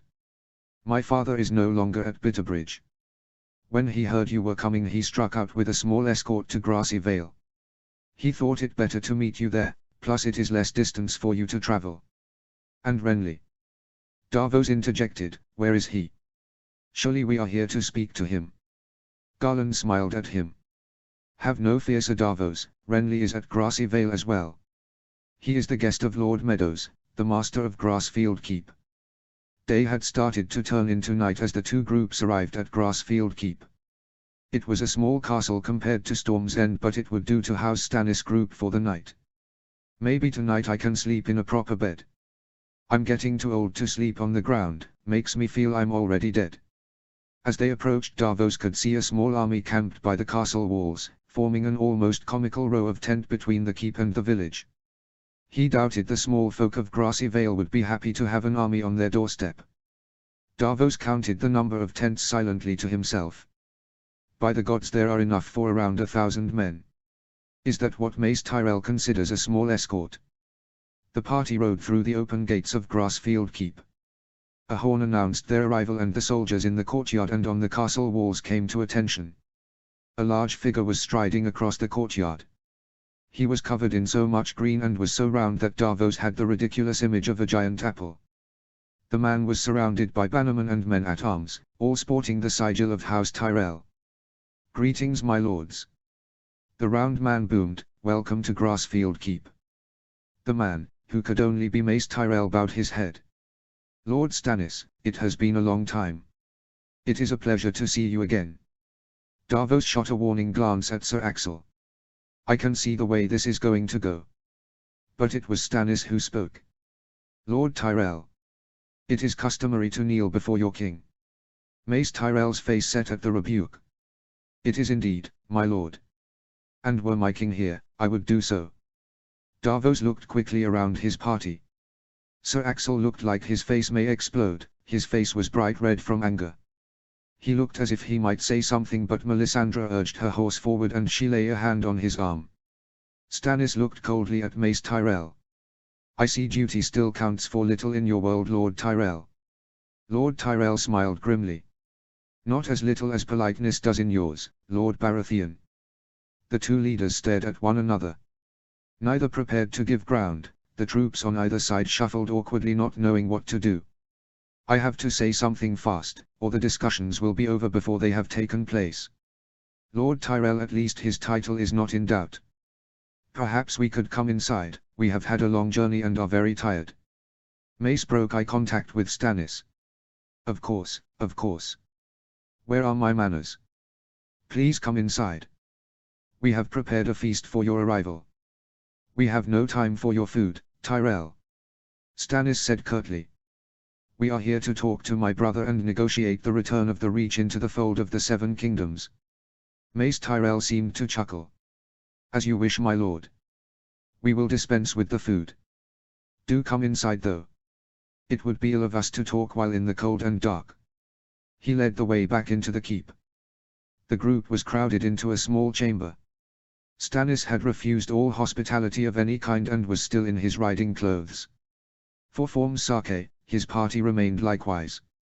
A large wooden table sat in the center of the room, on which were goblets of wine, hastily poured when word had reached the servants that Stannis had refused to partake in the feast prepared in the main chambers. The meeting had been restricted to the principal players on each side. On the Tyrell side sat Lord Mace, his son Garland and Randil Tarly. On Stannis sat the king, Melisandre, Sir Axel Florent and Davos himself. Why in the name of the Seven am I here? I have no place among the High Lords. The group moved round the table and sat. At least now it won't be so easy to come to blows. One chair at the table was left empty. Presumably for Renly, arriving fashionably late. He always did know how to make an entrance. Mace Tyrell had given the order for the feast to begin without them. It would look ill if we neglected your men, my lord. He said, smiling. Our host, Lord Meadows, has gone to considerable trouble to arrange tonight. No use wasting good food. Stannis had glared Lord Tyrell at yet another mention of him being a my lord. I seem to remember you wasted none while camped beneath the walls of Storm's End. Ah, come now, my lord. Mace tutted indulgently. We should not discuss the past. Your brother, good King Robert, pardoned our house for our role in the Civil War. And why shouldn't he? We were only doing our duty to our king. The Mad King, you mean? Sir Axel's voice dripped with disdain. Well, King Aes was eccentric to say the least. Mace offered. Sir Axel looked incredulous. Eccentric? He burned people alive. Mace looked playfully at Sir Axel. Pray, forgive me, what exactly has the Lady Melisandre been doing recently? Something quite similar if the rumors are true. Davos smiled to himself. Well struck, my lord. Stannis ground his teeth. His hands dug into the armrests of his chair. He detests mockery. Lord Tyrell needs to watch himself. The king calmed himself. Shall we begin our discussions, my lord? That is, after all, why you invited us here. Well, as to that, Mace looked bemused. It was not exactly an invitation. We got word that you were headed into our territory and decided it was in all our interests to meet. As for why we haven't started, we have another guest who is yet to join us. They are being escorted from the main hall even now. Guest. That is an odd way to describe the man you call your king. At that moment the chamber door opened to reveal a servant. My lords, may I present Lady Catelyn Stark?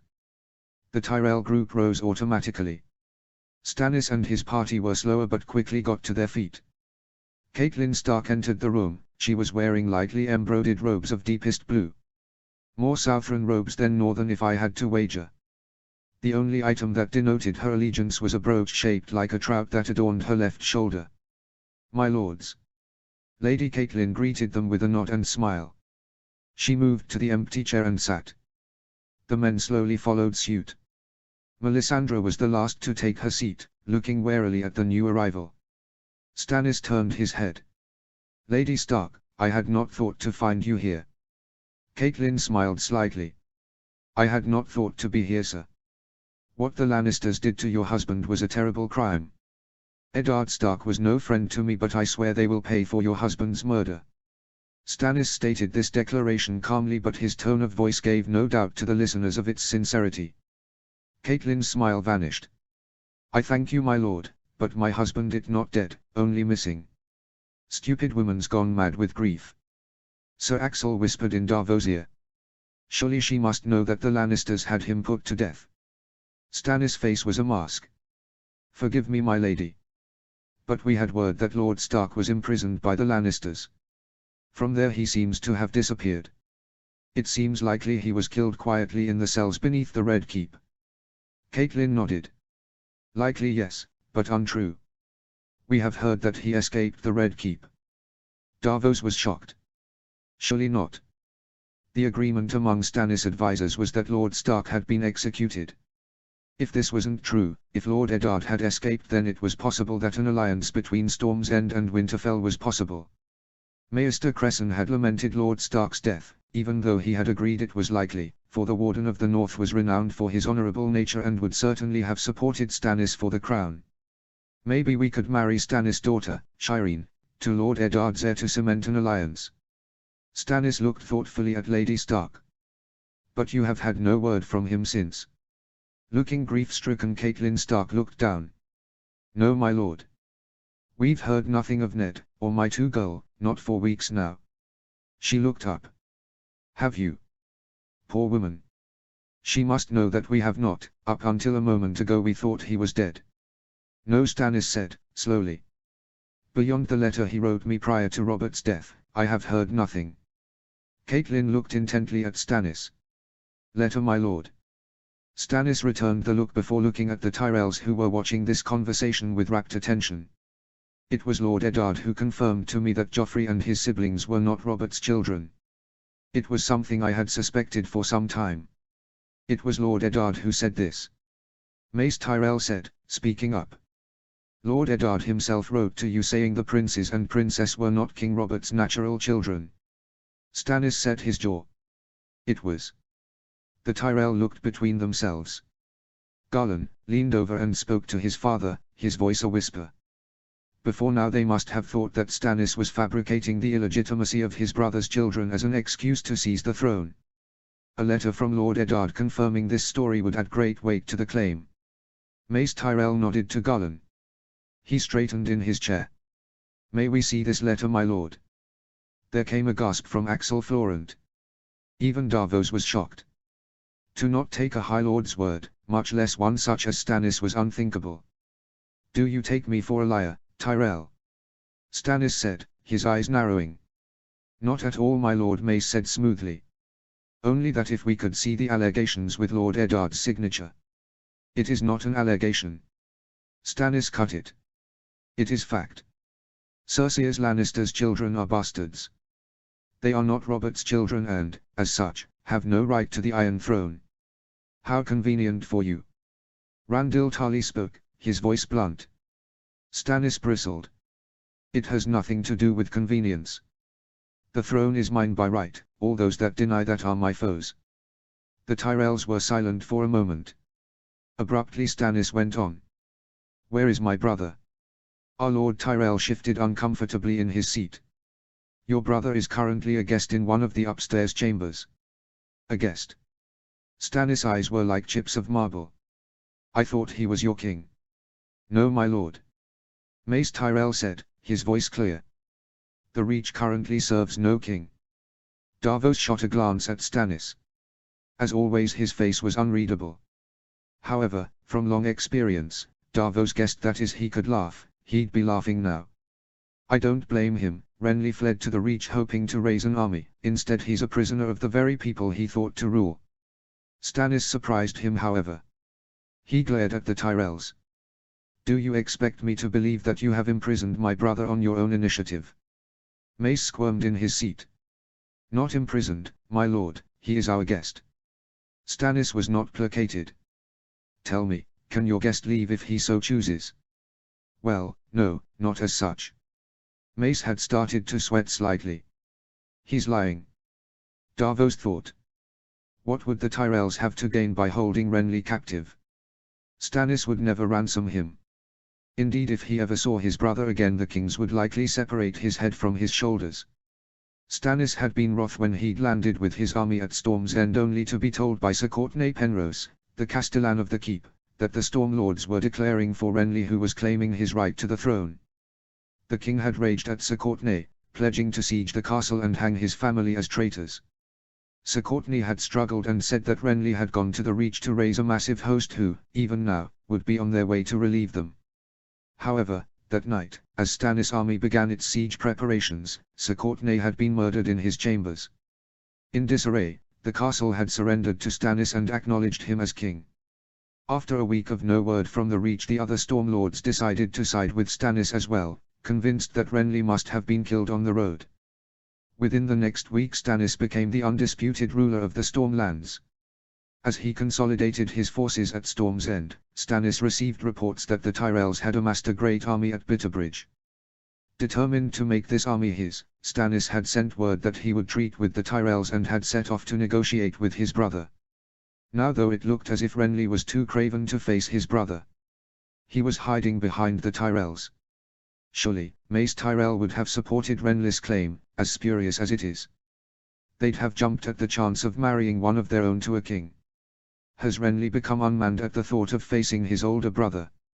If so, he won't remain a king for long. Men will never follow a coward into battle. Why then is she here? If not to negotiate with Renly? Stannis gestured towards Lady Catelyn. He has the right of it. What business does the Lady of Winterfell have here except to negotiate with the Southron houses? Mace looked as if he was about to speak, but Catelyn cut him off. "I had hoped to talk with your brother, my lord." She looked at Stannis defiantly. "But when I arrived at the Reach, I discovered your brother was not in command. I was going to leave and go north, but then I heard Lord Tyrell was to meet with you and I hoped to negotiate with you."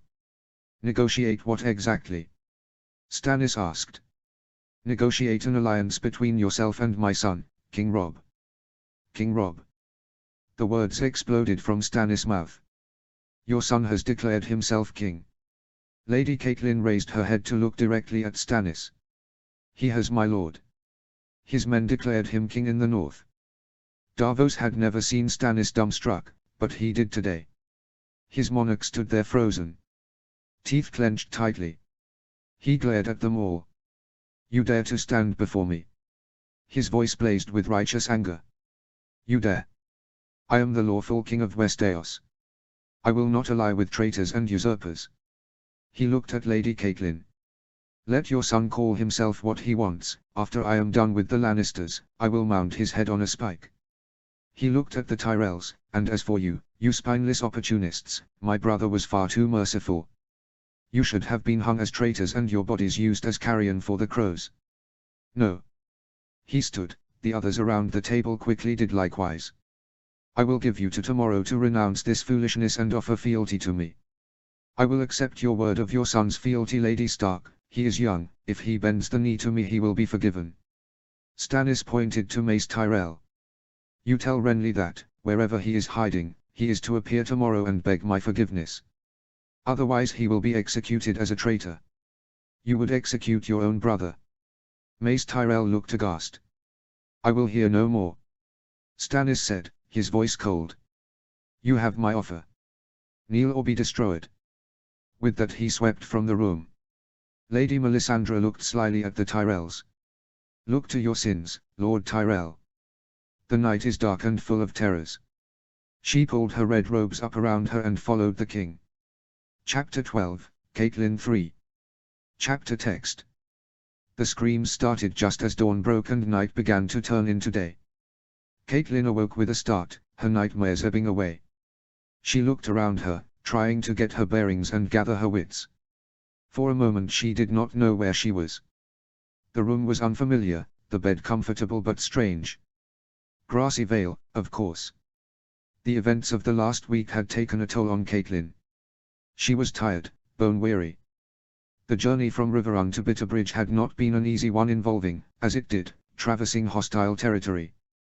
Her escort party, led by Sir Wendell Mandalay, had been dogged in their determination to keep her safe.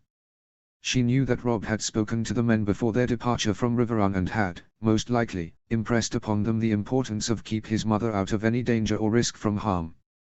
While her heart swelled at the concern her eldest son had for her, it had meant that their journey to the southern regions had taken twice as long as it should have done. Still, better to be prudent in these perilous times, especially with the rest of the family in danger. Thank the gods that Bran and Rickon are safe at Winterfell. Catelyn could not deny that the outcome of her visit to the Reach had been decidedly mixed. Her original mission, to secure an alliance with Renly, had been left in tatters upon her discovery that the Tyrells had not given Renly their support and that Stannis had control of the Stormlands. She had initially been despondent and prepared to leave the Reach in defeat. There was no connection between the North and the South save where the Baratheons were concerned. Ned and Robert's friendship had kept the kingdoms at peace for almost 20 years, but now those bonds seemed broken. Yet for a time no one had dared to challenge the prowess of the rebellion's two great warrior heroes. Well, except the Greyjoys, and look what became of them. Ned had always told her that Renly was the more amenable of Robert's two brothers.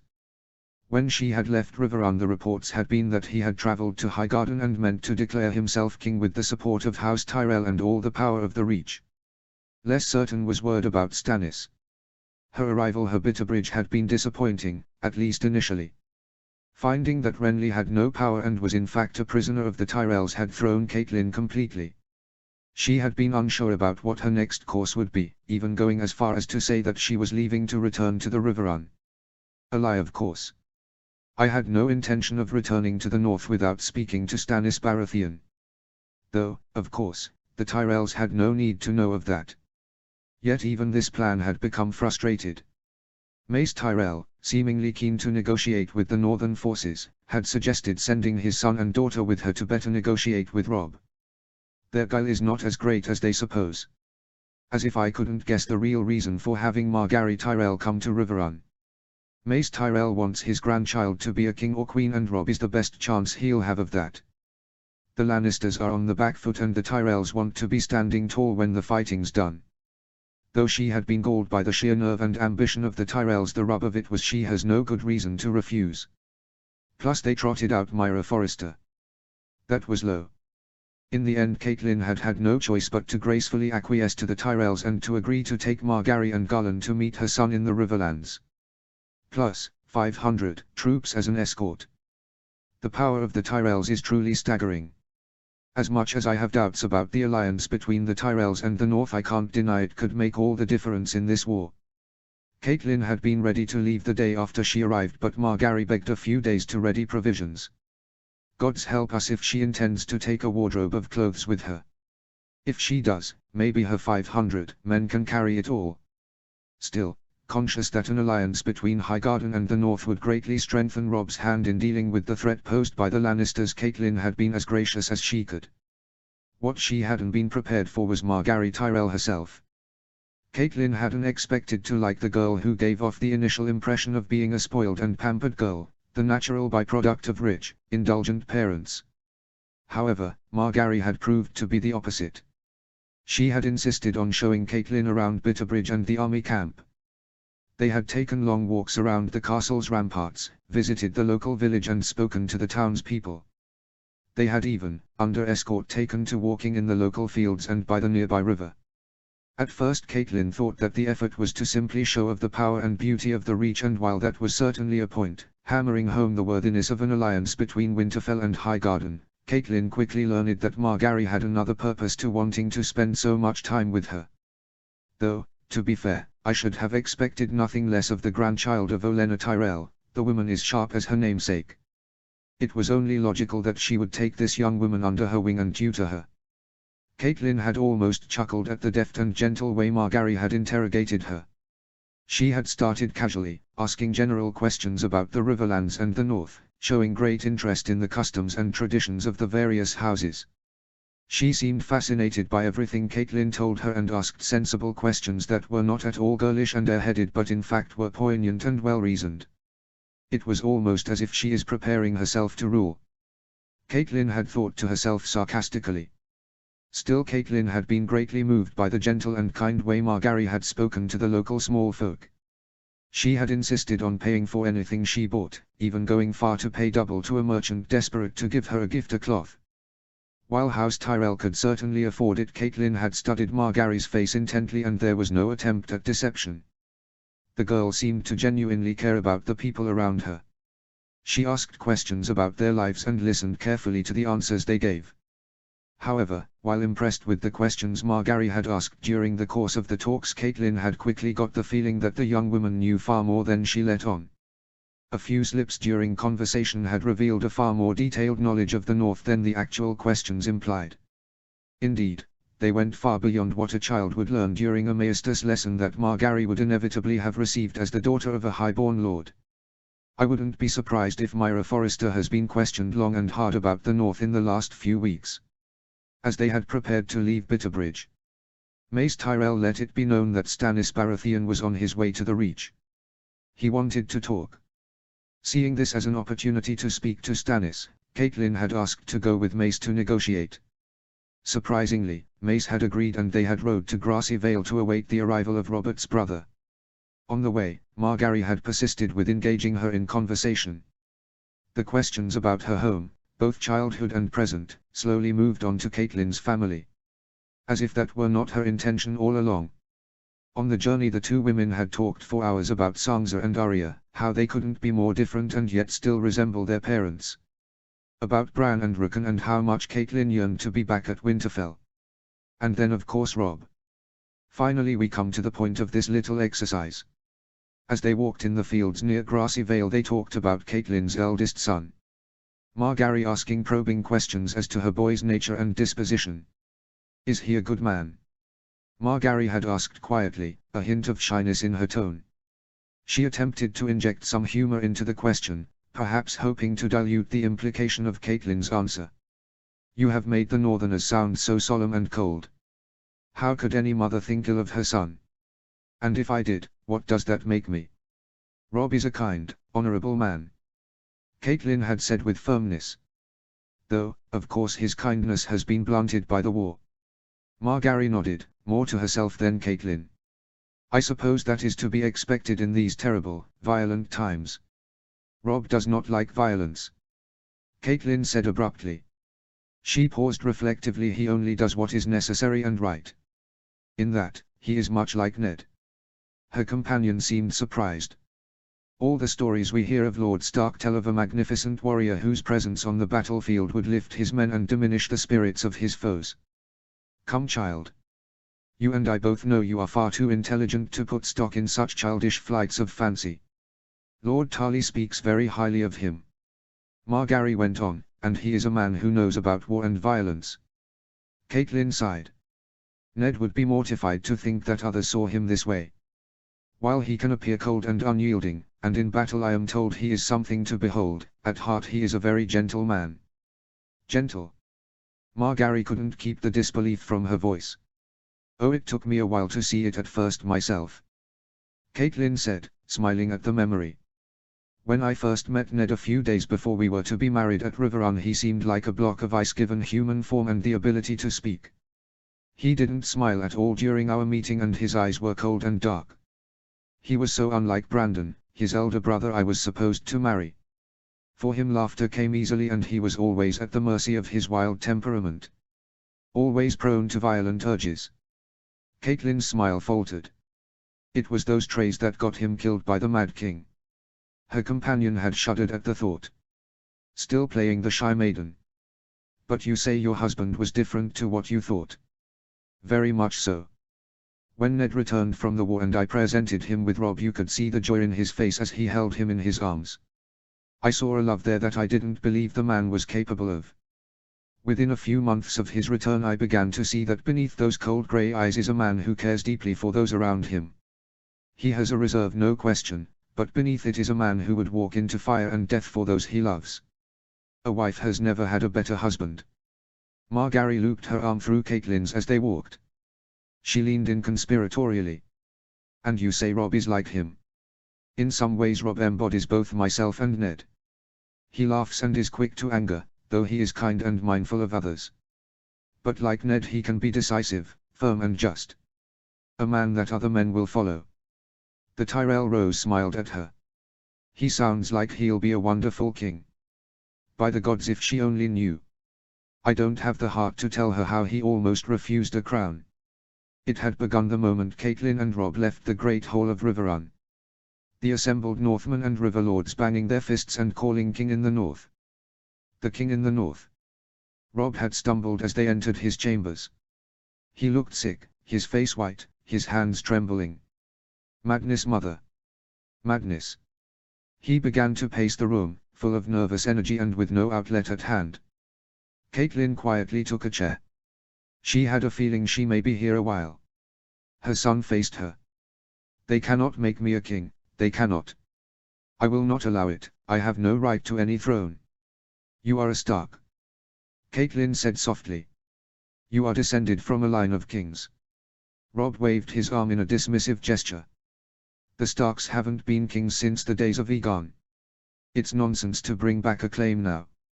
What would you suggest instead? Catelyn asked, her voice low. Follow King Joffrey or one of Robert's brothers. Robb flinched. His eyes became cold and harsh. I will never follow Joffrey. He's a Lannister. His family imprisoned father and took my sisters captive.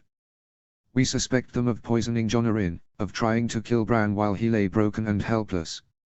All 7 hells will freeze over before I bow to a Lannister. What of Robert's brothers? They both look to be vying for the throne.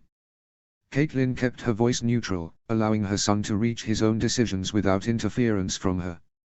Robb let out a deep sigh. I don't know. He resumed his pacing. Like a caged wolf that desperately yearns to run free. Stannis has a claim to the throne, at least better than Renly. But then to even accept Stannis' claim you'd have to give credence to this notion that Joffrey and his siblings are nothing but the product of incest. You don't believe Stannis' allegation? Catelyn said quietly. How can I? Her son said angrily. There is no proof. We have never heard these allegations before. King Robert clearly had never heard them, otherwise the walls of the Red Keep would be decorated with the sight of Lannister heads on spikes. So where are we? Catelyn said reasonably. He must come to this in his own time. From what you say, Joffrey is the rightful king, absent proof to the contrary. You've just said you won't support a Lannister on the Iron Throne. Never. Robb's voice was hard and as firm as the northern snows in winter. He stopped his pacing and looked at his mother. However, I do know this for a certainty, mother. Regardless of what we've been discussing, none of this makes me a king. Caitlin reached up and took his hands in hers. A rebellion needs a figurehead, Rob. Robert was the central figure in the war against Aes. He was the man around whom nations would gather. Oh, he wasn't much to look on when you saw him at Winterfell, but 20 years ago, he looked as if he could fight the world and win. This rebellion needs a leader, Rob, and you're it. God's help me, how has it ever come to this? Her son recoiled from her, pulling his hands from hers. He shook his head adamantly as if wishing away the thought. No, mother, I am a Stark, I will lead the northern forces. Let someone else be the leader of this rebellion, if that is what it is. Caitlin let out a deep breath. There is no one else. Nonsense. Rob stretched his arms out. What about grandfather, or the Blackfish, or even Uncle Ed Muir? She looked down sadly. He doesn't deserve to be put in this position. No, Rob. My father is dying, my brother a defeated, disgraced man. My uncle is a solid commander but not a figurehead. Neither am I. Rob said loudly, exasperated. Don't you understand, mother? I've been trying to hold things together since word of father's arrest reached us. I've done my best, taken terrible risks, lost good men. His voice grew quiet. It has only been luck that has got us this far. Caitlin shook her head in denial. That is not true, Rob. It was you that devised the plan that defeated Jaime Lannister and now has Lord Tywin shut up in Harrenhal, leagues away from support. You saved the Riverlands from total destruction. A month ago these things would have seemed like dreams, but you have made them possible. The men like you, respect you, and they have made you their leader. I could have gutted the Great Jon. Rob said with venom. I wish Grey whined and torn out his throat rather than merely taken some fingers. How could he do this to me? The Great Jon is smarter than you know. Caitlin said gently. The fact is, Rob, we're rebels, and we became so as soon as we defied King Joffrey. A rebellion needs a young dynamic leader to command them, to give faith to the men, justness to the cause. The Great Jon was right to hail you. Rob sat heavily in a chair across from his mother. But why call me a king, mother? It is just a title, Rob, you can make of it what you wish. I hope I sound more convincing than I feel. Rob leaned forward, his head between his knees, his hands covering his face. What of father? He asked in a whisper. There it is. The real fear. What of him? Caitlin asked, though she already knew the answer. Her son looked up, tears coming from the corners of his eyes. Even if I were so accept being made king, how could I be so before father? He is the Lord of Winterfell and I could never inherit that until he'd dead. Much less a crown. He is so young. He should never have had to shoulder this burden. Your father isn't here. Caitlin said, sympathy in her tone. Gods, I have to say it. It's been weeks without word of him and the girls. They may well be dead. Caitlin took a breath to steady herself. She could barely stand to look at Rob's face. We have to go forward as if they are. Mother, Rob breathed, his voice betraying his desolation at the thought that his father and sisters might be gone. You can't believe that. Caitlin fought to keep tears from her eyes. I must be strong. For Rob. I do not want to, and who knows what the future brings. But the fact it, you need to be the leader your men believe you are. She stood, walked over to Rob, her lay both hands on his shoulder so that he would have to look at her face. Let them call you king, Warkith, supreme commander, whatever they want, just win this war, Rob. Win it for your family. Afterwards you can renounce the kingship if that's what you believe is the right thing to do. But here, now, be the man your father raised you to be. She saw a flick across Rob's face. The mention of his father had stirred something deep within him. As she watched, fascinated, his face changed, morphed into a mask, devoid of doubt and worry. He stood before her, taking her hands in his. His fierce blue eyes clear and forbidding. Before her now was a man, not a boy. He's doing this, being strong, for me, because I ask it of him. My son. Caitlin's heart ached for him. So be it. Rob, now King Rob said, in a measured tone, smiling grimly at her. Though it was her son's voice, Caitlin could almost hear the Kings of Winter speaking down at her from across the ages. Another scream shattered Caitlin's revelry. I did not imagine it.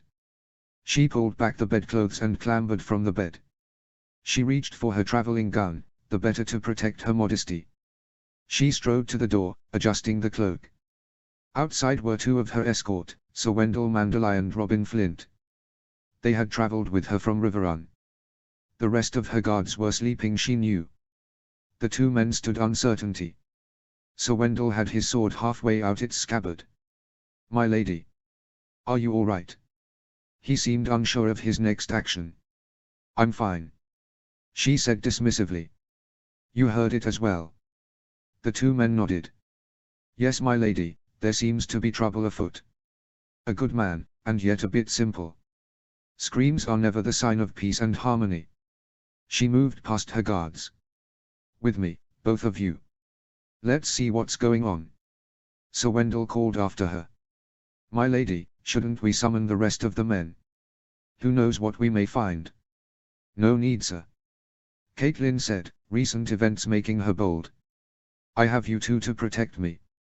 2 Northerners are worth 100 of these Southron soldiers." Her words made the men stand tall. They drew the swords and hurried after her, anxious that she shouldn't get too far ahead. They descended a staircase. More noises reached them the further down they went. Men shouting, the sounds of people running on stone. But no sounds of fighting. Caitlin realized. Caitlin and her escorts reached the bottom of the stairs and crossed a rampart overlooking the castle courtyard. They could see a small crowd, made up of soldiers and servants, gathering around 2 combatants who were situated in the middle of the yard. As Caitlin rounded the castle turret and made for the set of stairs that would lead to the courtyard, the voices and angry shouts became clearer. "You murdered him." This, Caitlin realized, was from one of the people in the middle of the crowd. "Never," his opponent shouted. This voice sounded different. Though in the dim light it was hard to make out, it looked to come from a man, but Caitlin suddenly knew otherwise. The woman fighter from the tourney. Brian was it. The 2 combatants came together, their swords flashing quickly. Through the light of torches Caitlin could make out the brutal swordplay. Both fighters were exceptionally skilled. Lesser men would have been cut down, but the 2 kept at it. They came in close, the 2 swords clashing together. They stood there pushing on each other. "You murdered him." The shorter man spat into Brian's face, grunting with the exertion of countering the woman's strength. "He trusted you and you betrayed him." "I would never," Brian uttered defiantly, through clenched teeth. The other man suddenly ducked, weaved and sidestepped out of Brian's swing. The man was graceful, athletic, and he seemed to know how to use his natural ability well. Again he shouted at her. "He trusted you and you were nothing but a spy for Stannis. An assassin." "No," Brian protested. Now that she wasn't under immediate attack, she stepped back, well out of the other man's reach. In the torchlight Caitlin could see tears flowing freely down her face. "I would never harm Renly, I. He was my lord." "Renly, dead? It can't be." The young man started to move in again. "I'll gut you. You traitorous whore. Just as you gutted him." Caitlin stepped forward, into the space between the 2 fighters. Why she did so she could not explain. "Enough of this, sir, both of you, lay down your weapons." The young man stopped short and stared at her. "Who the fuck are you?" She composed herself. "I am Lady Stark of Winterfell." This did not seem to impress the man. "You're far from home and can give no orders here. I have no issue with you women, but if you don't move I'll cut you down." "You will not." Sir Wendell stepped forward and tried to shield Caitlin. "This is a highborn lady, sir." The man did not answer, he merely darted forward. Before Caitlin could even register how, he had swept Sir Wendell of his feet, leaving him in the courtyard dirt, his sword lost in the mud. The young man's sword hissed towards her. She knew she would never get out of the way in time. Another sword suddenly interposed itself between Caitlin and the weapon that would have split her in 2.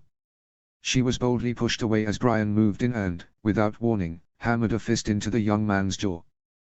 The man reeled back, having to struggle to maintain his balance, He looked shocked that he'd been hurt, and this gave him pause. He glared at the two women. He hawked and spat blood on the ground. Seems you have a protector. Shame it's a bitch who kills for money. Have you no honor, sir? Brian was indignant. You would attack an unarmed woman. Do your knightly vows mean nothing to you? The man looked ready to launch another attack before a voice filled the courtyard. Enough.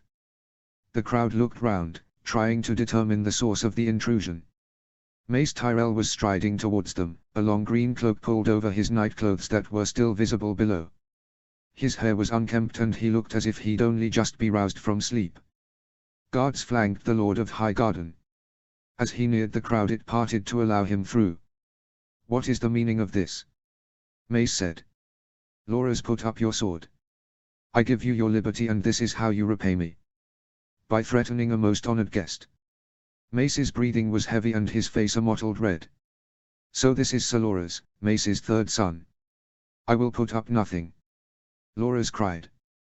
Tears streaming from his eyes. She killed him, father. Stabbed him through the gut as if he was nothing. A mere pig for slaughter. Mace looked shocked and confused. Who's been killed? Renly. Loras almost screamed the name. He was in his cell, unarmed, helpless, and she killed him. And you would have me believe that Lady Stark killed him?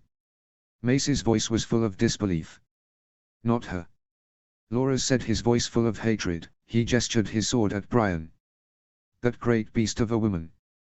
She was the only one in the cell with him. On my honor, my lord.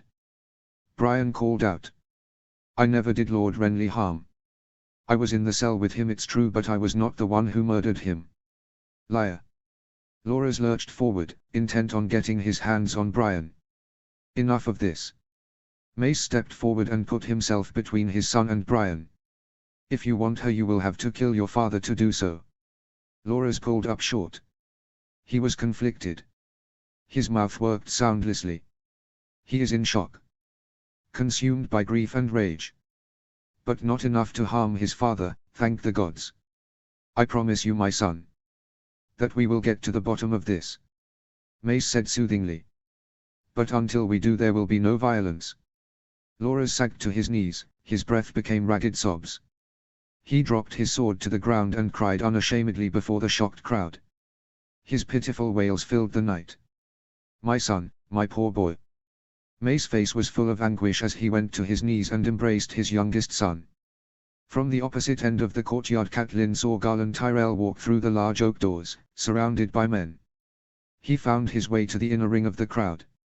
He seemed shocked by the sight of his father in the mud, embracing his brother who was crying as a child might when gravely hurt. Mace looked over Loras' shoulder at Garland. He said nothing, but there was a question in his glance. Garland did not utter a word. He merely nodded stoically. Catelyn read the look for what it was. Renly Baratheon was dead. Her gaze was suddenly drawn to the castle rampant. Stood there was the Lady Melisandre, clothed in red robes. She seemed to be surveying the scene with a detached curiosity. Seeing herself observed, she moved back inside the castle. Catelyn's mind went back to the Red Woman's parting words at the disastrous meeting with Stannis. The night is dark and full of terrors. 7. Protect us all. Chapter 13, Davos 2. Chapter text. The walls of Storm's End made an imposing sight as the party rode towards them. Its high thick walls and formidable defenses seemed almost metaphoric of the Baratheons' mindset. As the group of riders approached, the castle gates opened, pulling inward slowly. No wonder Stannis was able to hold this fortress against Mace Tyrell during the war against the Mad King. Gods help anyone struck with the misfortune of trying to assault this place.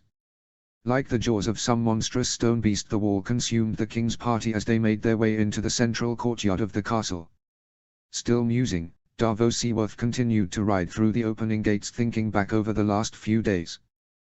The ride from Grassy Vale had not been pleasant. The death of Renly Baratheon at the hands of some faceless assassin had cast a shadow over everyone present. The atmosphere, already leaden with tension as a result of Stannis' threats, had only worsened as news of Renly's death spread throughout the castle.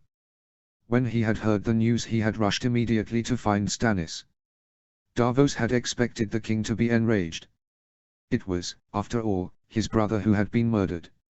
If nothing else, the outrage that someone would dare attack a Baratheon should have been enough to anger the king. Given how badly the meeting had gone on earlier in the day, Davos had thought it best he find the king before he made more ill-judged comments. Instead, to his surprise, when Davos had arrived at Stannis' temporary chambers, he had been received by a quiet and somber sovereign. The king had stood by the chamber's only window, arms crossed, head upright, looking out onto the plains around the castle. He seemed lost in his own thoughts. Nor was he alone. There in the corner of the room by a hot brazier, as if sheltering from the cold, was Melisandre, who was gazing intently into the flames that licked upwards towards her. "What do you want, Sir Davos?" The king's voice was eerie, devoid of emotion. Despite the brazier and numerous torches, the room felt dark and lacking in warmth. "Your Grace," Davos tried to find the words to properly convey his sympathy at the death of the king's only male relative. "I came to tell you, your brother." The king did not turn away from his vigil. "I am aware, Sir Davos." The answer had perplexed Davos beyond words. "How? How do you know? How can you be so calm at the death of your brother? True, you may well have been at war with him in the coming months, but still." "Your Grace." Davos blurted out, failing to keep the disbelief from his voice. Stannis did not reply. The king simply inclined his head towards Melisandre. The Red Woman was idly running a hand through the tips of the flames as it roared from the brazier. She spoke softly. "I saw it in the fires, Onion Knight." "I'm sure you did. I'd be willing to guess you saw it in the fires the instant the cries about what happened began to be made around the castle." He looked from one to the other. As he pondered his next few words, Axel Florent practically flew into the room, almost knocking Davos over. The knight was sweating, his breath came in ragged gasps. "Your Grace." "Renly." Stannis motioned him to silence. "I know, Sir Axel. Calm yourself." The knight swallowed hard for a moment, composing himself. After a few seconds he could not contain himself no longer. "But your Grace, this is your chance, the moment you've been waiting for." Davos stared, his eyes shifting from his king to this new arrival. Surely he cannot be thinking of capitalizing on this. Not right now. Sir Axel pointedly ignored Davos' skeptical look and carried on speaking to his king. "With Renly dead, sire, you have an opportunity to bring the Tyrells under your control. That will more than double our force. We will be the biggest power in the land. No one could stand against us." "Have you forgotten, sir?" Davos interjected, anxious to stop Sir Axel's descent into daydreams of power and glory. "The king has just lost his brother. Now is a time for mourning. Alliances can be worked out tomorrow." "Pa!" Axel Florent snapped. "Renly was a traitor who denied the king's rightful claim. There is no time like the present. Your Grace, I say you should march to the main hall and tell Mace Tyrell that you are his king and demand his support. The armies of the Reach are yours, my king." Melisandre voiced, looking at the still figure by the window. "They should follow you. The Lord of Light commands it. All who oppose his will are damned." "They've gone mad. Have they forgotten what happened the last time King Stannis tried to threaten a highborn lord?" Davos was about to interrupt, but he didn't get the chance. Stannis turned and looked at the Red Woman. The king glared angrily at her, though his face seemed to convey both anger and a hint of regret. The two figures paused for a long moment, scrutinizing one another. What is being said by that unspoken look? Davos had wondered. Gods, I wish I was an educated man who could untangle the thoughts of men. Finally the king turned to regard Sir Axel and Davos. "I will go to the main hall," Stannis said, "and Mace Tyrell will hear what I have to say." With that he strode towards the door. Axel and Davos quickly removed themselves from the king's path, bowing low as he made his way past. They then waited for Melisandre to pass before they fell in behind their ruler. Davos glanced at Sir Axel. He has a look of a man whose name days have come at once. He has no thought to diplomacy. As far as he's concerned, the Tyrells belong to us now and the war is as good as won. Surely he must realize it will never be that easy. However, despite Davos' concerns, this had been the contention of the night before. After the meeting between the main players in a small chamber of the castle, Stannis had retired to the chambers set aside for him. The four and held an impromptu council, with Sir Axel beside himself with anger. The common wisdom seemed to be that Renly did in fact still command here but, for some reason, did not want to face his brother. Of course he doesn't. Sir Axel declared. You are everything he is not, my lord. A just and able ruler who is also a proven warrior. And you, sir, are a shameless lickspittle. Davos tried to argue the fallacy inherent in the belief that Renly would be made the king of the Reach and yet hide himself like an errant child from his older brother. He had also tried to point out that even without Renly there was no guarantee that the Tyrells would support Stannis. There was certainly no love lost between Stannis and Mace Tyrell. However, no matter how vehemently Davos tried to argue his case, all his arguments had been in vain. It's an outrage, Sir Axel had said. If Renly was out of the way, the power of Highgarden would be yours. How convenient that Renly is no longer with us. Davos thought as they made their way through the narrow corridors of the castle. His thoughts were troubled. While he would dearly love to believe that the man he had taken for his sovereign would not stoop to kinslaying, he could not deny that Stannis had been enraged by the idea that Renly would try to usurp his rights and take men that were, supposedly, rightfully his. The revelation by Lady Catelyn that Robb Stark had also proclaimed himself king had only increased Stannis' wrath. What was it that Stannis had told his council? The Iron Throne is mine, by right. All those that deny that are my foes. And Stannis has a reputation for dealing brutally with his foes. A very deserving reputation. The group arrived at the main hall. The chamber was full of people, though seemingly divided into two distinct factions.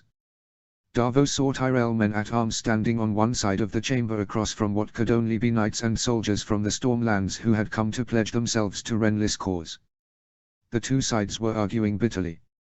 In the center was a hastily arranged bier for the fallen Renly Baratheon.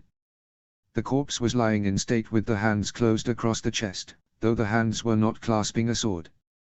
Renly was not a warrior, it would be inappropriate for him to be holding a weapon in death. It almost looks as if the young lord was merely asleep, Davos thought, were it not for the deep red gash through the chest where the heart should be. The arguments that had been taking place before Stannis's party arrived intensified in noise and fervor. A man who Davos recognized parted from the Stormlands group. He raised his voice for silence. My lord. The man said, addressing Mace Tyrell who stood behind the bier with an arm draped over his son Loras. We look to you for justice here. Our liege lord has been murdered. Struck down while under your roof in a complete violation of guest right. It is for you to redress this grave wrongdoing. Well spoken, sir. Randyll Tarly said, stepping forward. But there is no suggestion that either Lord Tyrell, or any of his men are responsible for this crime. He gestured to a corner of the room. Instead it is this woman, who acts as if she wished to be a man, who is accused. She is not one of us. Davos turned and looked at the direction Randyll Tarly had indicated. Sat to one side of the room sat Brienne of Tarth. Her eyes were fixed on Renly's corpse. Her face was haggard and drawn. She seemed not to hear the accusation and curses being thrown at her. The woman by her side, however, was quite a different story. Lord Tarly, no one had been able to offer the slightest proof that Lady Brienne is responsible for the events in the cells. Lady Stark's voice was calm, her look imperious, as she stood against a crowd of men. Nonsense. Lord Randyll snapped. The case is conclusive. Lady Brienne was found alone with Lord Renly's body. There was no one else in the room. No weapon was found either. Lady Catelyn said sharply. Correct me if I'm wrong, my lord, but when murder is committed, especially of this nature, one often needs a murder weapon. Tarly dismissed this defense. She could have thrown it through the cell bars. The Lord of Hornhill turned to Mace Tyrell. Absence of proof is not proof of absence. Catelyn Stark scoffed. Well, in that case, my lord, we are all suspect. She shot a glance at Stannis's small group. Any one of us could have killed Lord Renly. She was found in his cell. Lord Randyll said, exasperated. She was the only one there. She has a name, my lord. You are referring to a lady and you will address her appropriately. I have to hand it to Lady Catelyn. She backs down to no one. Not many people could argue with Lord Randyll. And win besides. Randil Tarly bristled and glowered at Lady Stark, who by now had placed a hand on Brian's shoulder protectively. Mace Tyrell stepped forward, raising his arms for silence. Enough. This gets us nowhere. Lady Brian, please tell us what happened. At being addressed by the Lord of Highgarden, Brian stood slowly. Her eyes flitted around the hall, but they came to rest again on the bier. She swallowed slowly. I had permission to visit Lord Renly, my lord. We know that. Mace said softly, his voice kind but impatient. Tell us what happened when you arrived. Brian looked dazed and confused. We spoke for a while, my lord. He was most distressed that you had withdrawn your support from his cause. So it was all true. Renly had been denied by the Tyrells. He came here seeking an army and was imprisoned for his trouble. At least Lord Tyrell has the good grace to blush. Mace Tyrell waved his hand as if it ward of the damning words yes, yes. What happened later? I don't know, my lord. Brian's eyes widened in remembrance and she shuddered noticeably. The cell filled with smoke and a shadow came from the wall. Tears now came from her eyes and she made no effort to wipe them away. It ran Lord Renly through before I could do anything. And then it disappeared like mist in a breeze. The whole hall went silent for a moment, everyone taking in what they had just heard. Then a chuckle went through the group like a ripple through a still pond. A shadow. Mace Tyrell said, practically scoffing in disbelief. You say a shadow murdered Lord Renly? At the laughter all around her, Brian had straightened to her full height. She glared defiantly around the room. I do, my lord. I is true, I swear it by the old gods and then new. This is ridiculous. Lord Randil proclaimed. Clearly the woman loved Lord Renly and, after her making her affections known and being rejected, she took vengeance. This theory, Davos saw, was popular among the assembled men. There were nods of agreement and a general murmur that Lord Randil and the right of it. But look into her eyes, my lords. The woman believes what she's saying and is clearly haunted by the recollection of these events. The horror of it is plain on her face. She loved Renly, yes, but I doubt very much if she harmed him. Lady Catelyn, incensed by the laughter and murmurs, spoke out loudly in admonition. My lords! Are you nothing but a pack of children who would laugh at a man's death? At a woman's grief? Where is the honor and chivalry I thought to find here in the Reach? At this chastisement the men fell silent. Only Lord Randil refused to be cowed. We do not find the circumstances humorous, my lady, only the patently false story Lady Brian seems to have concocted in order to save herself.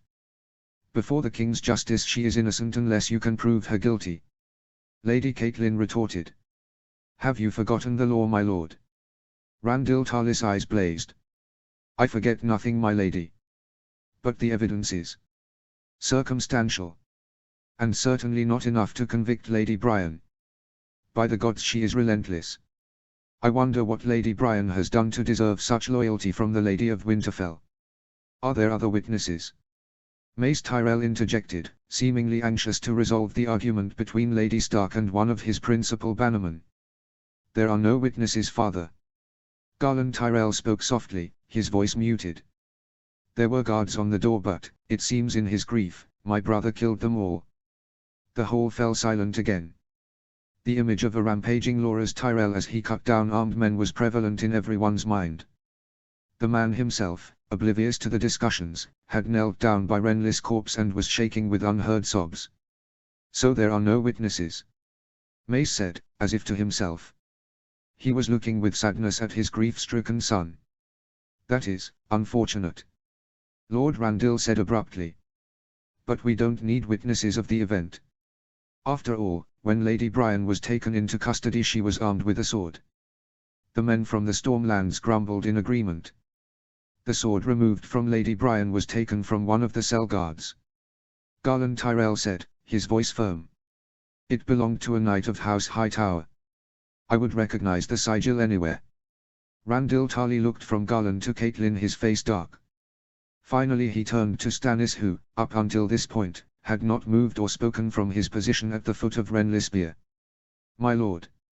Surely you have something to add to this. You are before a king, sir. Axel Florent spoke up from just behind his sovereign. The room erupted into a clamor. Men shouted to make themselves heard. Quiet. All of you.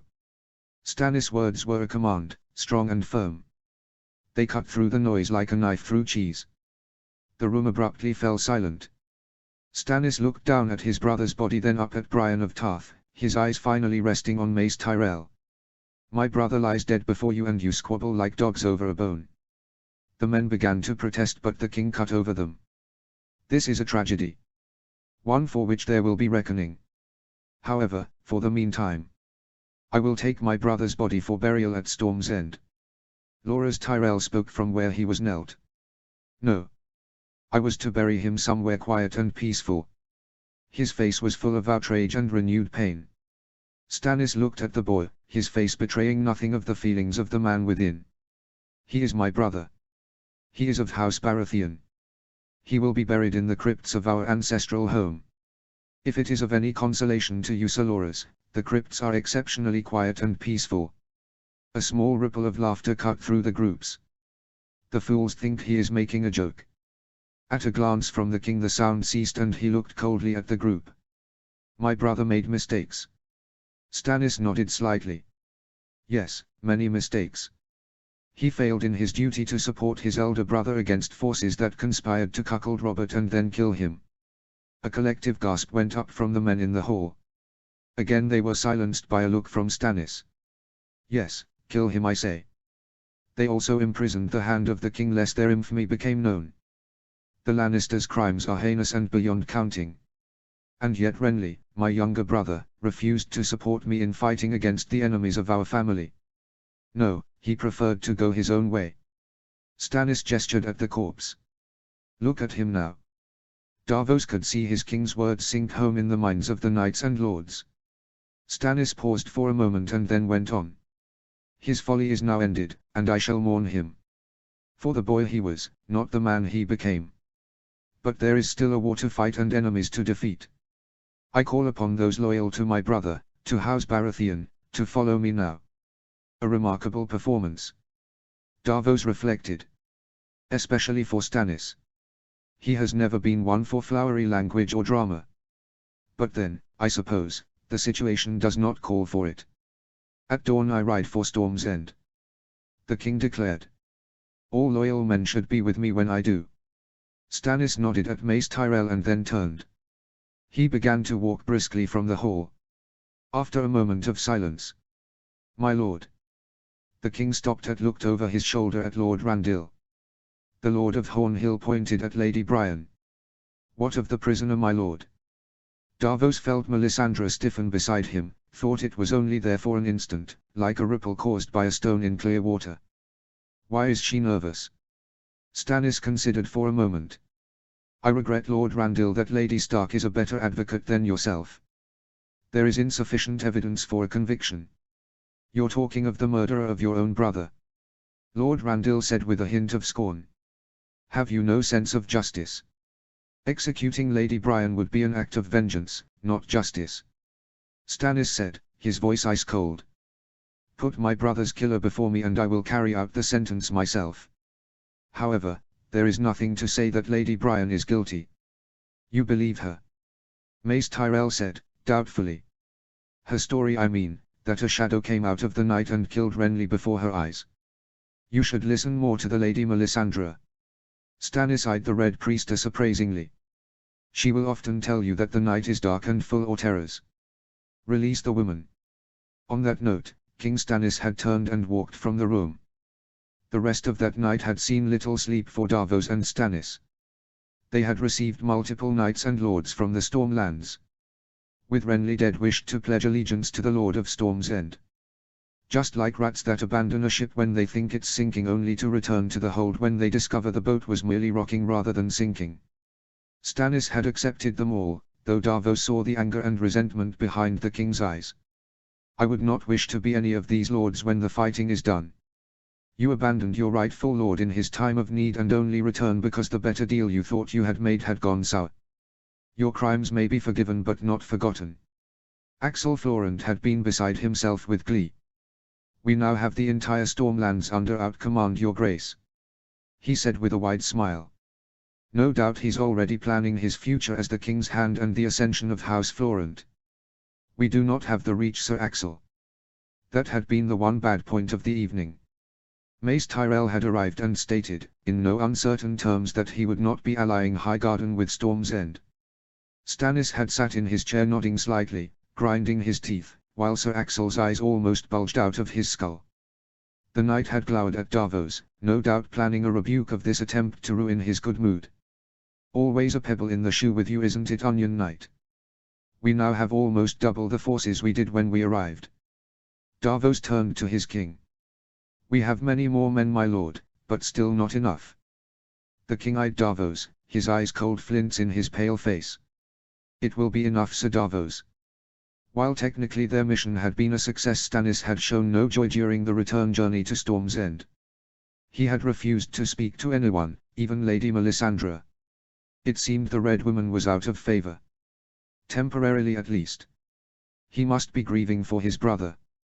Davos told himself, though he suspected the king's dark mood might be the result of being refused by the Tyrells. The king's party arrived back at Storm's End, now much bigger than when it had set out. The king turned in his saddle to address Sir Axel and Sir Davos.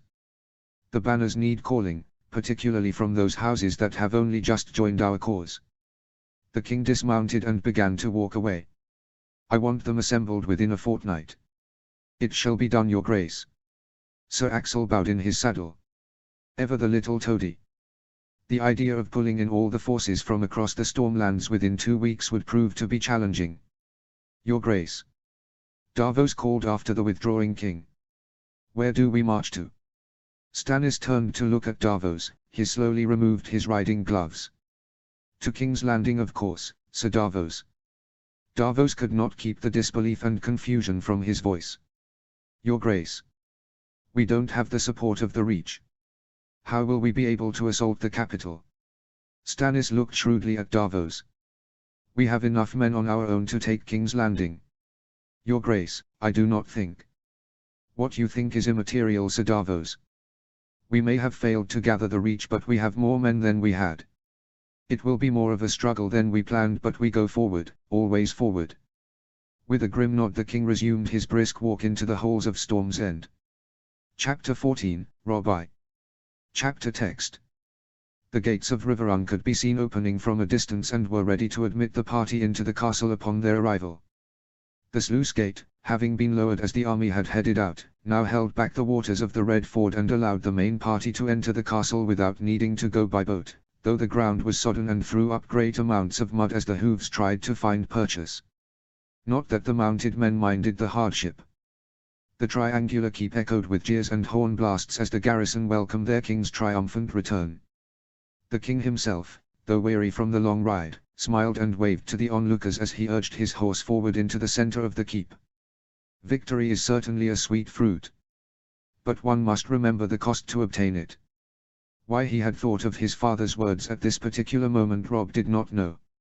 He was certainly somber enough during the ride to Riverrun, but now, faced with his adoring subjects, he could surely celebrate. If only I could get used to the idea of subjects. But then maybe I shouldn't. Aegon himself said a king should never sit easy, and I don't intend to keep this throne for long. Robb dismounted from his horse, waving away the offered assistance from his squire, Oliver Free.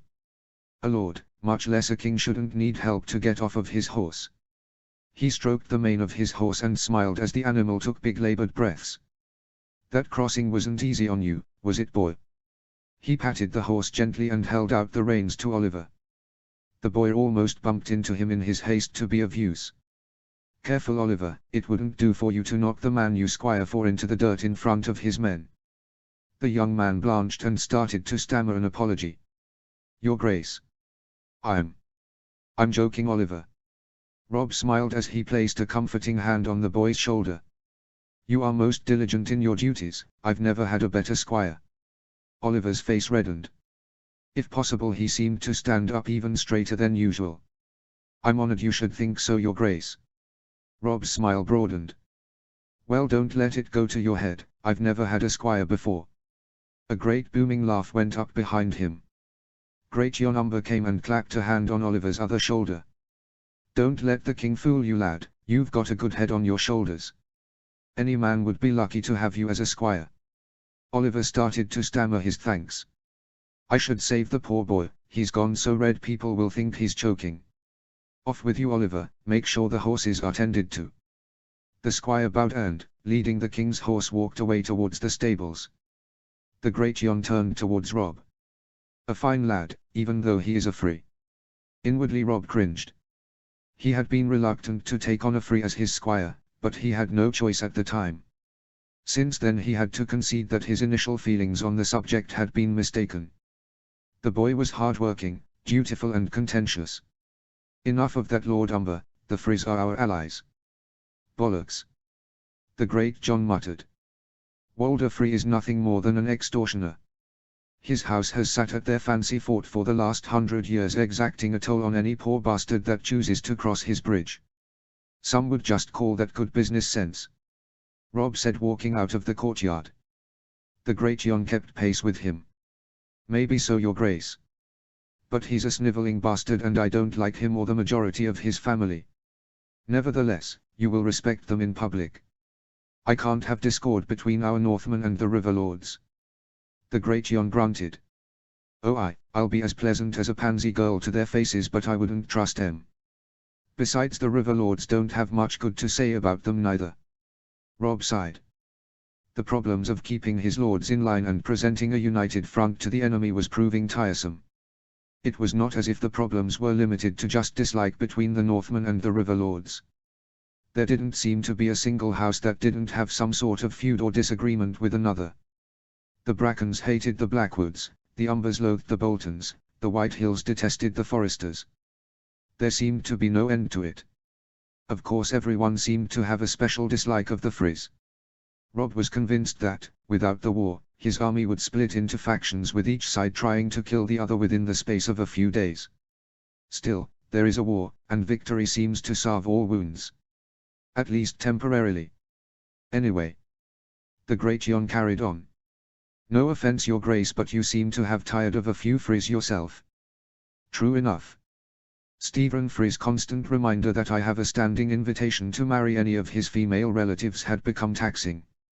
Robb pursed his lips. Perhaps. Maybe I need to find myself a bride to quieten them down. If you did, the great Jon roared with laughter, you'd not get any quiet. Your days would be full of a different kind of noise. The great Jon was still laughing as Edmure Tully approached them. He bowed slightly. Must be difficult to do that before your much younger nephew. Your grace. Welcome back to Riverrun. We received news that your plan was a success. Robb nodded thoughtfully. It was, uncle, though I am perturbed by your message that I should return here.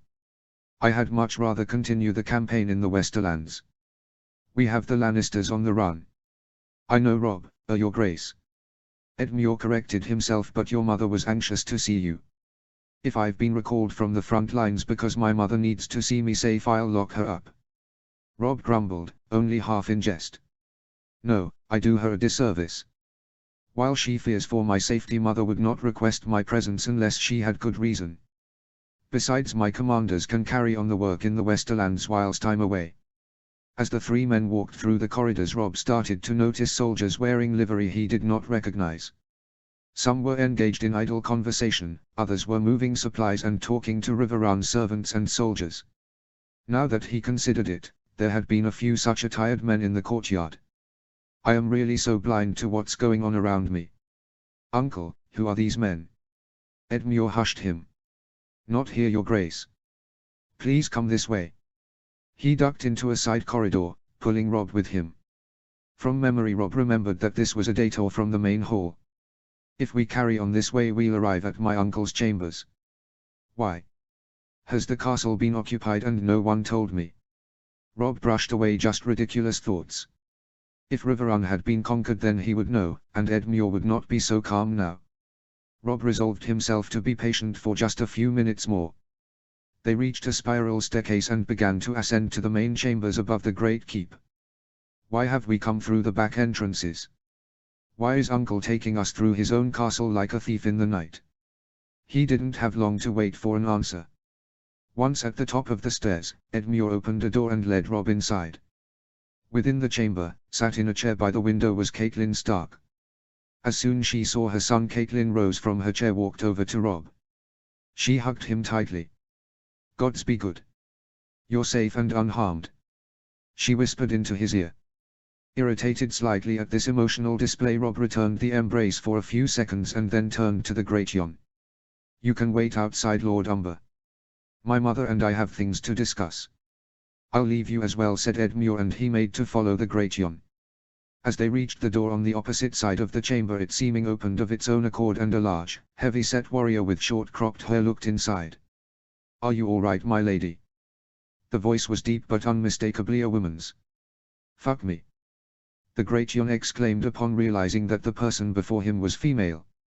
The warrior grimaced slightly. "I'd rather not, my lord, if it's all the same to you." The Great Yon seemed taken aback and then roared with laughter. Catelyn looked at them both. "I'm quite all right. Lord Umber, you have the honor of meeting Lady Brienne of Tarth. She is my sworn shield, so mind your manners." "Sworn shield? What has my mother been up to?" The Great Yon was still laughing as he exited the room, followed by Edmure. Brian nodded to Catelyn and then closed the door behind her. Now alone, mother and son looked at one another. "It's good to see you, mother," Robb said, smiling. "I could say the same," Catelyn replied. "How goes the war?" Robb sat in a chair opposite his mother. "Well enough, I suppose. Edmure tells me you've won a great battle."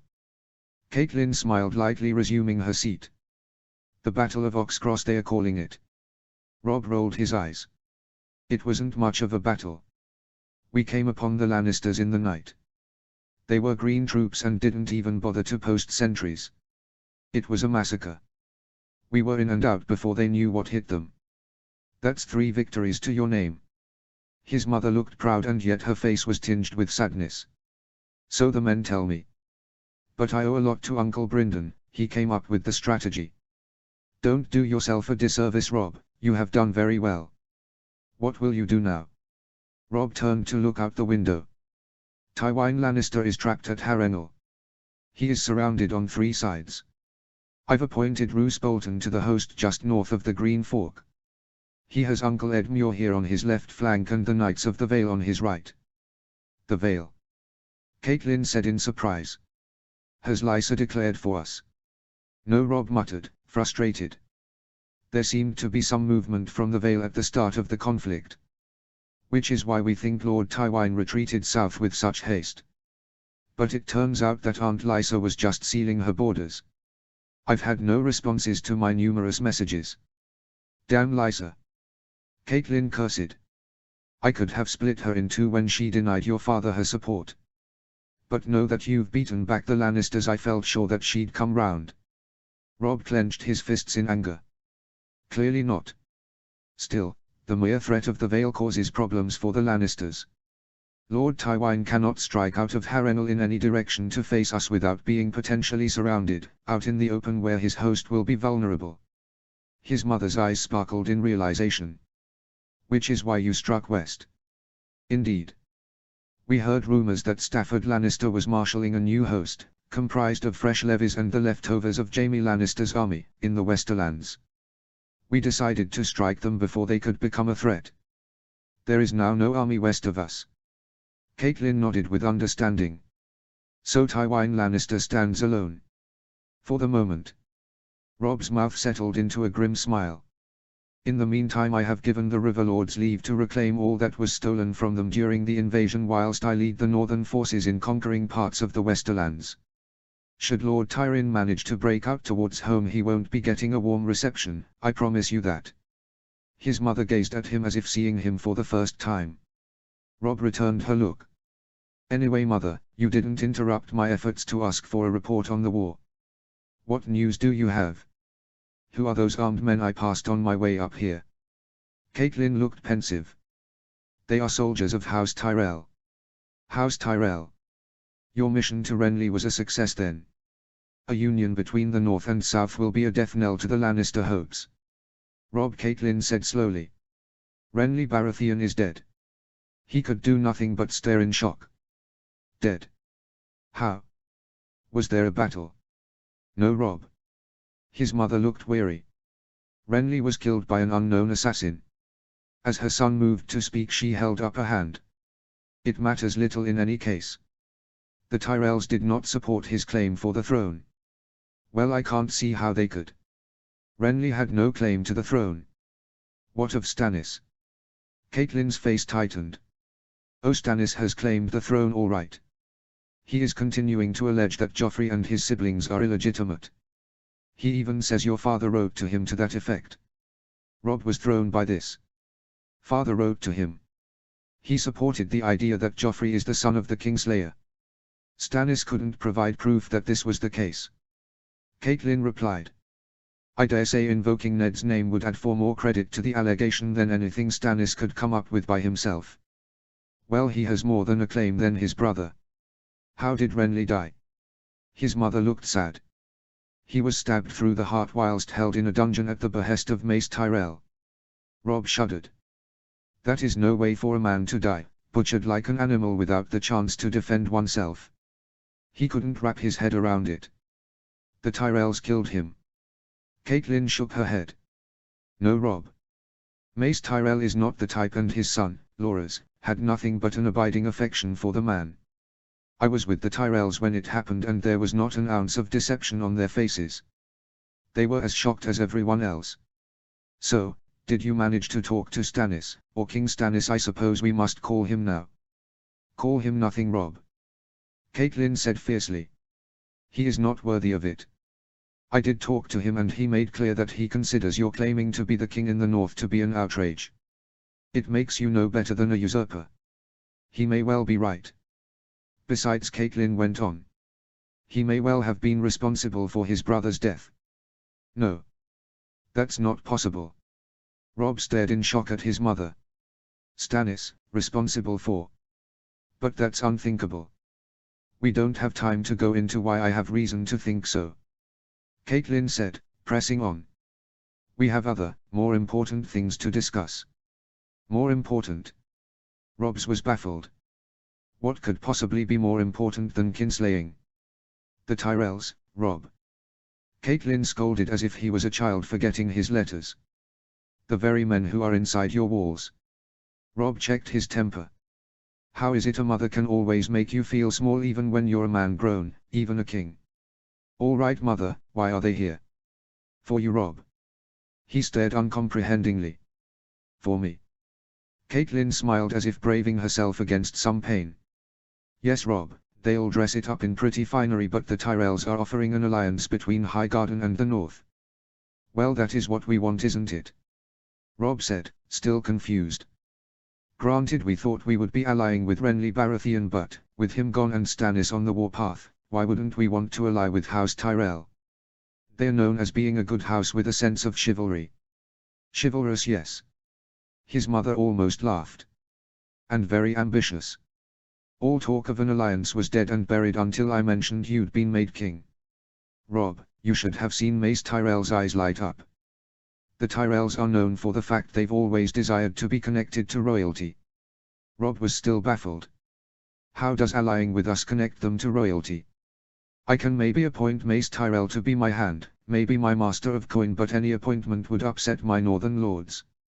Catelyn looked at him as if he's gone mad. By marriage, Robb. They wished to cement the alliance with a marriage. Robb stared wide-eyed at his mother. By marriage. He said slowly. Yes, Robb, by marriage. A union between houses Tyrell and Stark by the marriage of King Robb Stark to Margaery Tyrell. But I don't even know her. We've never met. Catelyn's hand went to her brow. How is it, my son, that you can be so quick to master a battlefield but completely useless at politics? You are certainly your father's son. I can think of no higher compliment. His mother sighed and sat back in her chair. To be honest, marriage was not discussed. Officially, the Tyrell delegation is here to discuss the terms of an alliance between our two forces. Garland Tyrell is downstairs along with a few minor lords to begin discussions. However, they asked Lady Margaery to come with the delegation. There can be only one reason for that. They mean to ask you to ally by marriage. But nothing has actually been said about marriage. Robb said, mulling the situation over. Caitlin smiled tightly. No. They have been most proper in their approach. But Lady Margaery has spent the last few weeks asking all about you. Again, she asked all about the family, but it was you she was clearly interested in. Maybe she was just interested in seeing what kind of man I am. Especially if the Tyrells are going to join our cause. Robb, trust me, the woman was only interested in seeing what kind of man you are to better determine how best to get into your bed. He blanched at her bluntness. Others take me. I really don't want to have this kind of discussion with my mother. Caitlin looked out the window. Still, I suppose she is an intelligent woman, and certainly pretty. Mother, please. He whispered lamely. Robb considered for a moment. In any event, we have need of the Tyrells, especially if Theon fails in his mission. His mother looked at him sharply. Theon. Here it comes. I sent him home to the Iron Islands to discuss an alliance with House Greyjoy. Robb. His mother inhaled deeply. We discussed this before I left. I told you that you cannot trust the Greyjoys. We did discuss it. Robb said, meeting her stare. But we do not need to trust them, only Theon.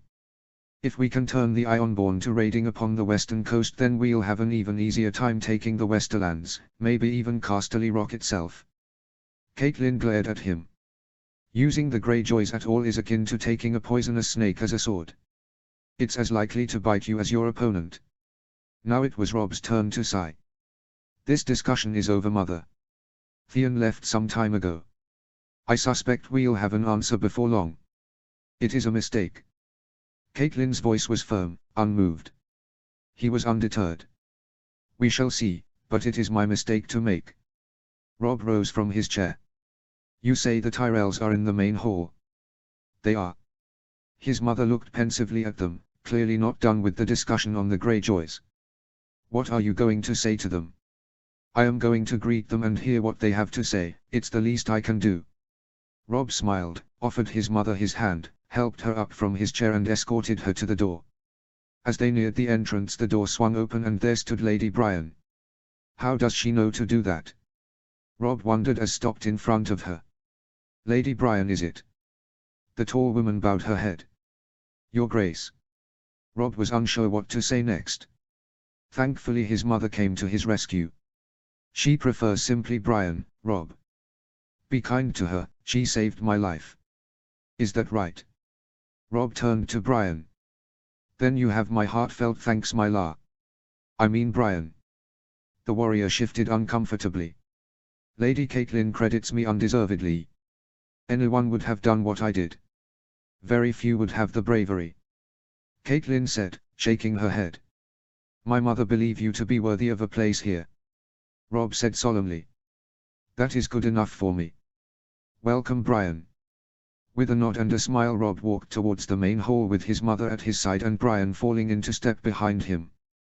They arrived to find the hall teeming with people. Everywhere men and women were walking back and forth having conversations. What is going on here? Robb looked questionably at Caitlin, who smiled thinly at him. They are waiting for their king to hold court. Oh, if the ground could swallow me now. Oliver Free approached with a cushion upon which was thrown a lightweight cloth. I have it, your grace. The smiths have just this morning finished making it. Robb could see through the outline of the cloth jagged edges that were pointed skywards. He knew what was beneath. My crown. The thought of it was strange to him. His could feel the eyes of the whole upon him. He forced a smile. Mother could have warned me I was going to a proper occasion. But then if she had, I may have made my excuses and not been here. Robb knew what the ornament looked like beneath the cloth. An open circle of hammered bronze into which were carved runes of the first men. Evenly spaced around the circle were 9 black iron spikes that were shaped like long swords. Robb knew that the design was reminiscent of the crown worn by the bygone kings of winter. He had had a hand in designing the ornament and was curious what the finished product was like. Then it would appear we should put it to good use. The smith's work should not be taken for granted. The crowd before him parted and he saw they had erected a dais at the far end of the hall, on which sat a simple chair. A wolf's pelt had been thrown over the wooden frame. A simple throne for a simple king, a king who does not deserve the name. Squashing his doubts, Rob walked through the hall smiling at his men. Or subjects if I was so inclined. He smiled as he walked, stopping occasionally to share a jest or check on a soldier's wound. Formality be damned. These are my people and I am one of them. Father would have done the same. He reached the dais and climbed the few stairs quickly. Caitlin waited at the foot of the dais. For this part I must stand alone. He turned to face the crowd. So many faces, and they all look to me for leadership. Rob sat on his makeshift throne looking out across the hall. Oliver stepped up and stood at his side. There stood River Septon clad in his finest robes. The man crossed to Oliver, moved aside the think cloth and grasped the crown in both hands. The old man turned to the crowd holding the crown aloft in both hands. Oliver quickly beat a retreat to the steps of the dais. Oh, how I envy him. A ripple of anticipation went through the crowd as the Septon proclaimed loudly, his voice belied his evident age. My lords and ladies, good men and women. I present you with the crown of the king in the north and of the trident. The old man turned towards Rob, his hands still raised high. He paused for a moment, the crown hovering over Rob's head before it descended and the crown was placed firmly on his head. I present to you, your king. The Septon intoned. Cheers and shouts came up from across the hall. Rob looked at the sea of faces, all seemed filled with joy and anticipation. He made out a group of people in a corner of the room covered in green livery. He would have scrutinized them further but his observation was interrupted by a booming cry. The king in the north. Rob would recognize the great Jon anywhere. His cry was taken up by the crowd and soon the sound was deafening. Rob smiled tightly. Fighting the rising fear in his gut. He held court for several hours. Granting numerous people his time and rendered judgment when needed. It is not so different as holding court when I was just Lord of Winterfell. Though then I had Maester Lewin to help me and there were not nearly as many petitioners. I could do with the man's help here. During a gap between petitioners he turned to Ed Muir. Uncle, would you be so kind as to send a raven to Winterfell and ask that Maester Lewin make the journey south? I have need of his services. Your Grace. Ed Muir seemed surprised. Don't your brothers need him? They do. Rob nodded ruefully. But my need is greater, and my mother will shortly be returning home. She can give them all the assistance they need. Ed Muir nodded and turned back towards the crowd. The line of petitioners was slowly ebbing. As the last few people took their leave, the group in green pulled away from the corner and took center place in front of the dais. I'll say this for them, they have patience. Caitlin stiffened from her position beside Rob's throne. Oliver Free looked nervously between his king and the group before him. Your Grace, may I have the honor of presenting a delegation from House Tyrell? The group bowed as one before him. Rob leaned forward in his chair. You are most welcome here, my lords. Whom do I have the honor of addressing? A man stepped forward. His armor was resplendent, embroiled with the rose of House Tyrell. However, Rob noticed that the armor appeared fully functional, neither showy nor ostentatious. The man took a knee before Rob. Your Grace, I am Garland Tyrell, son of Mace Tyrell, the Lord of Highgarden and Warden of the South. Besides me are the Lords Redwyne, Oakheart and Caswell. This did not account for the large group before the throne, but Rob supposed that they were knights and minor lords, ones he would have to make a point of meeting later. Rise, Sir Garland. You have travelled far to meet with me. It would be a poor king to allow a man to wallow on his knees. You travelled north with my mother, I hear. I owe you thanks for protecting her on the road.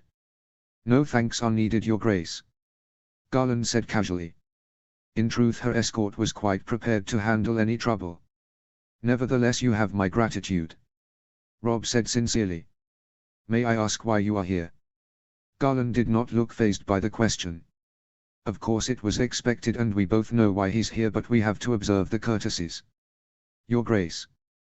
Garland said solemnly. I have been sent to you by my father to talk of an alliance between the houses of Stark and Tyrell. Rob pondered. Forgive me, Sir Garland, but House Stark has no claim to the loyalty of the Reach. Neither does House Stark have the ability to call on the Riverlands. Garland replied smoothly. Yet here we are. People always recognize a good righteous ruler. Well put, sir. Flattery will get you everywhere. We have heard much of the bravery of the men of the Reach, Robb said. It would be an honor to have them fight by our side. However, you mentioned terms, what could we possibly offer Highgarden that it doesn't already have? Here it comes. Nothing, Your Grace. Nothing.